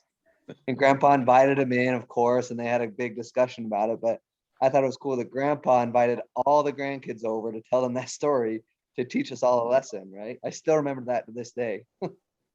Yeah, I remember that was good. That was cool. And that was a really neat experience. It's wonderful to hear these stories that, we lived out of town. So for those of you that were in town, it's fun for you to share these little experiences with us. I love it. I remember one of the iterations of that mailbox involved drilling a 2.5-inch hole in a boulder. Yeah. We rented this big air compressor and a big air drill with diamond bit, and we worked on that for a few days trying to get it deep enough to put a fence post down into it. He says, "They'll never knock this down." He enjoyed a challenge, whatever it was. He enjoyed it.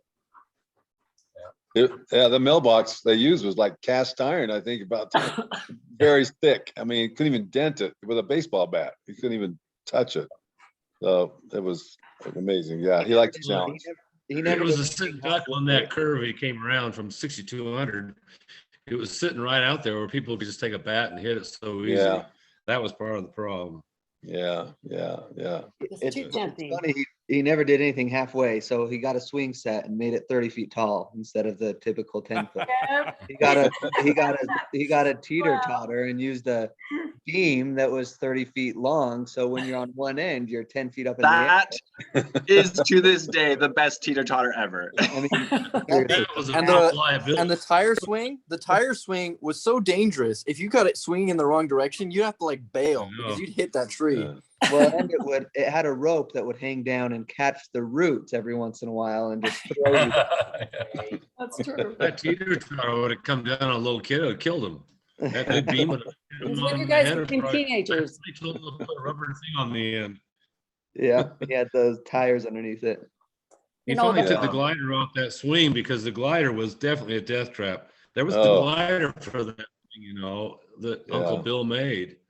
And we had it in East Mill Creek, but I remember swinging on it. But I thought, boy, if Barbara and Karen ever come out here and this glider goes back and hits them, it'll kill them for sure. Yeah, sure. He finally took it out, Took it off. put it out to the farm.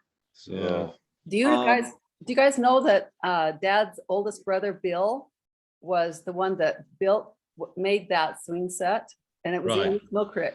I remember watching him. I was just a little girl, and he worked on it day after day after day, getting that all the pieces put together. I thought that was the biggest thing I'd ever seen in my life. It was just the most exciting thing.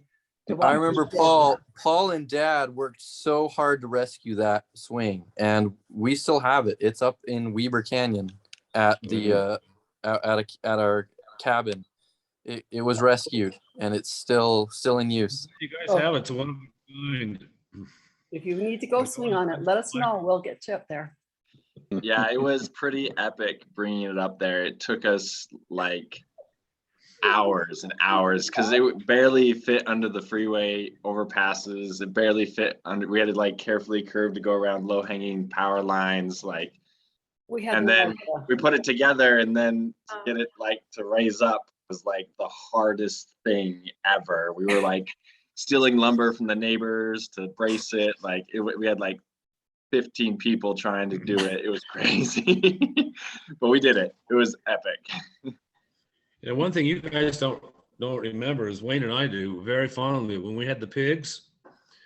The Dad would always go out to Safeway and get their day old produce and day old bakery goods.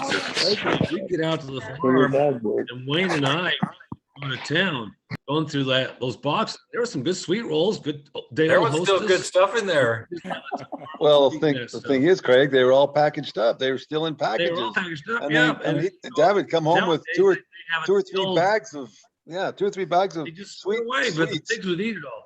And we'd throw it all into the pigs, just tons of it. And we'd come back an hour later and it was all gone. All gone. I mean, a whole big box of stuff. It was just amazing, that pig, how much you could eat. I gotta say this about, go ahead. No, go ahead. I was gonna say about the pigs, that just made me think, Craig, I remember going with Grandpa to get a sow, and we went out in his blue truck, which you could see the road from the floorboards of the truck. I remember thinking that, looking down and seeing the dashes go by. But we went to this pig farm, and they open up the pasture where you go and all the pigs are there. So they open up the pen and we drive in there with the blue truck, and all of a sudden all these pigs finally have something they can lean up against and start scratching their backsides and their hips. And I remember being surrounded by these pigs shaking the truck. And Grandpa said, "Go ahead and get out." And I said, "I'm not getting out there." The whole truck was shaking because these pigs. Well, anyway, long story short, he got a pig and brought it back. And sure enough, that pig had piglets. And one of my friends, Matt Smith, I mentioned earlier, we were over there and Grandpa was showing off the piglets. And he said, "Wouldn't you like to just hold one of those piglets?" And you remember the old A-frame pit, the A-frame. Big pen. Yeah, the pig pen. That was a and pig so pen. he said, "Why don't you go in there and try and grab one of those and bring it out?"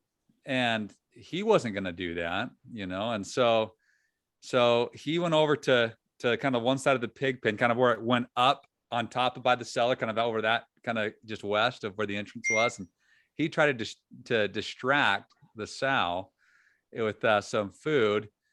And Matt Smith and I were sneaking into the pig pen to grab one of the piglets to bring outside so we could play with them. And so Grandpa was distracting the sow, and we got in close enough and grabbed one of the piglets, and that thing squealed so loud.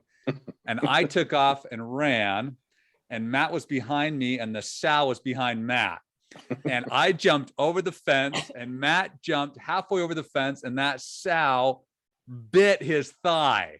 The mouth just engulfed his thigh, and we pulled Matt over the fence, and Grandpa was just laughing. He was just in his deep laugh, and my friend Matt, he couldn't even talk. He was so scared. He was stuttering. He couldn't even speak.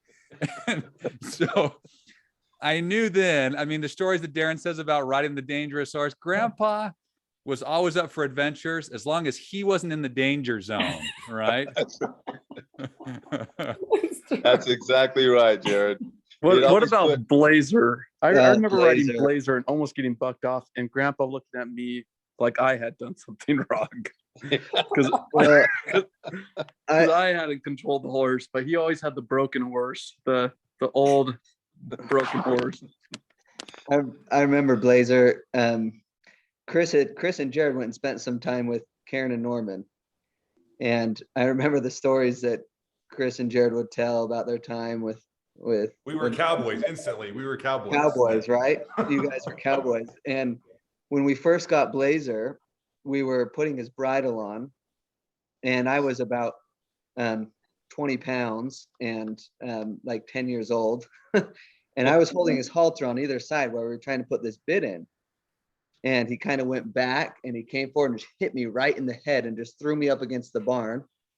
And Chris had seen Norman punch a horse a week before. And so Chris just grabbed the halter and punched Blazer right in the nose. And Grandpa looked again at Chris like, "What are you doing? Why did you hit him?"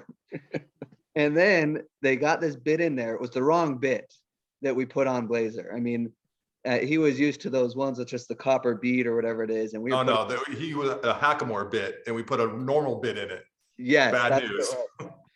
And we walked him into the pasture, and he was not happy. I mean, we were all on this horse trying to walk him in.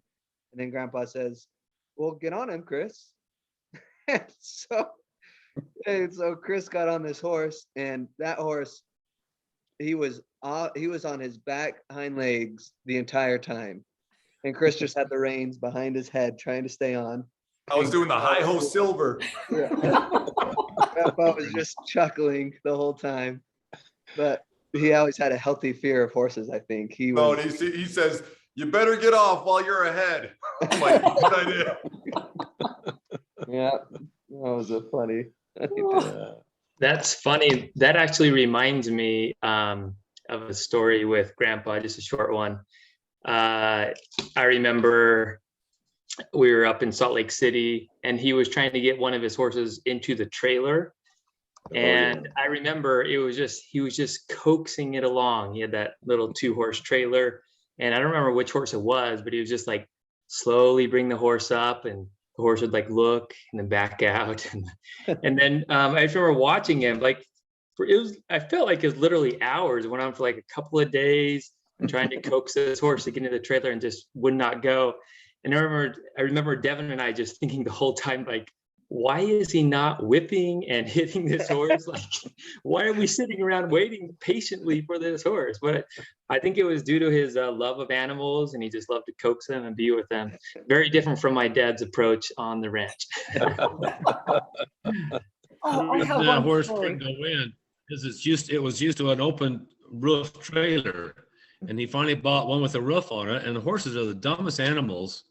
When he got this new trailer with the roof on it, the horse just refused to go in because it had a roof on it. And the other horse trailer didn't have a roof on it. So it was different. Yeah. I have a story I need to tell about Dad. You're talking about patience, and Dad had incredible patience with farm machinery, with animals, with us as kids. So I was running a birthday. It was probably David's birthday.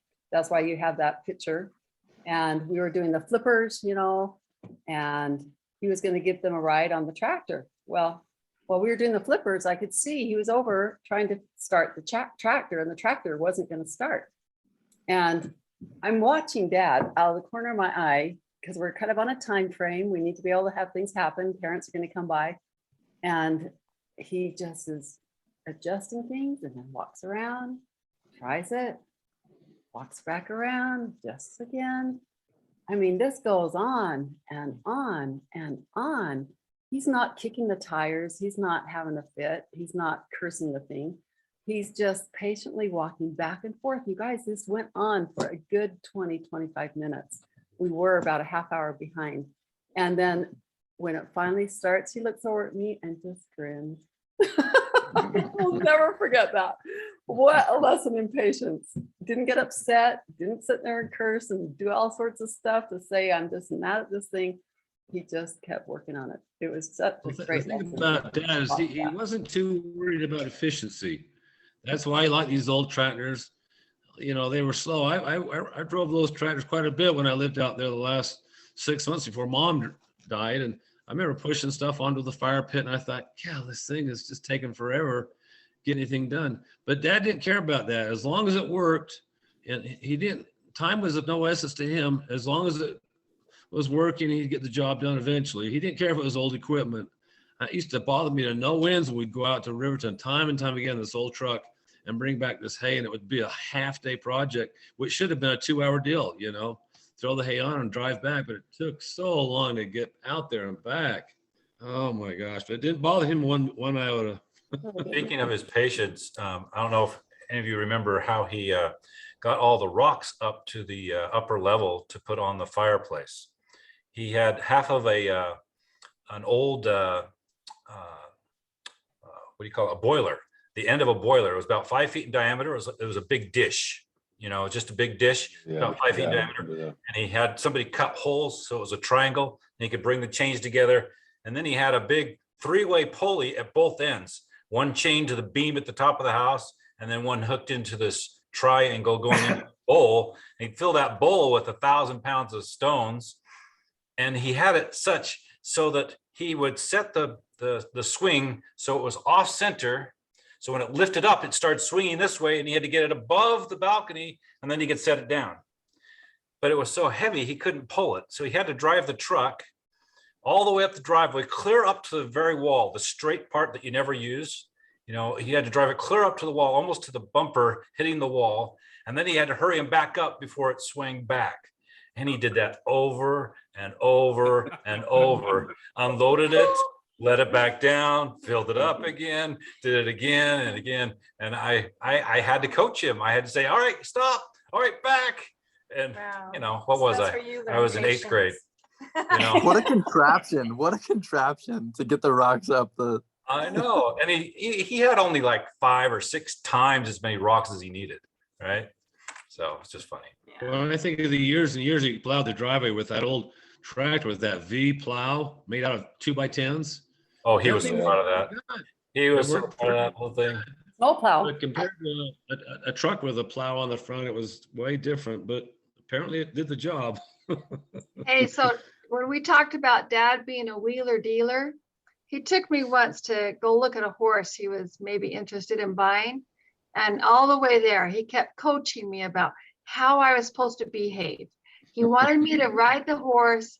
And he said, but don't look excited. If you like it, don't show anything that you really think this is going to be a great horse. Don't say anything like, Dad, I really like this horse, or don't say anything like that. He says, just get on the horse, ride it. Don't look too thrilled. And then when you get off, we'll kind of walk away and we'll discuss it quietly before we make an offer.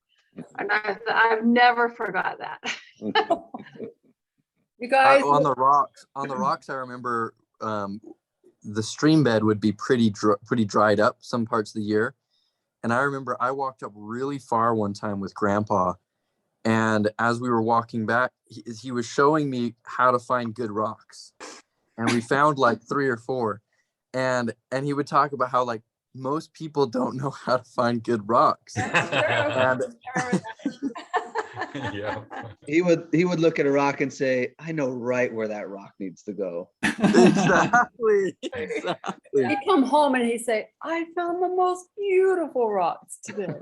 Yeah, you guys didn't have to go with him to go retrieve those rocks, though. That's true. Trying to get a hold on some of those rocks at the bottom of the stream bed, buried with 4 other rocks, trying to get a chain under it and get it pulled out, roll it. Oh my gosh. You guys, we're coming up on 10 o'clock. We've got to we better quit. wrap it up. I'm at the end of my time Yeah. period here. This Been has great. been a blast, though. So Been a great. blast. to visit with you all. This has been so great. Barb, by the way, did you record this tonight? I did. I Okay. did. And that's why I'm going to stop this recording here in just Yeah. a minute. We're going to just, okay, we Okay. got to get together next. And year. you'll post it to Steven's YouTube channel, yeah? Yeah, that would be a great thing. There we go. Yeah. We'll put it right there. That would be a great thing. They'll help me. We'll Yeah. figure that out. Good to see everyone. Great to Fun see to see everybody. everyone. Love you all. So great to Appreciate see you all. See you every Take Appreciate care. y'all. Have a wonderful Christmas. You're all Yeah. This year. Okay. Love seeing everyone. Bye, everyone. Bye. See you later. Love you.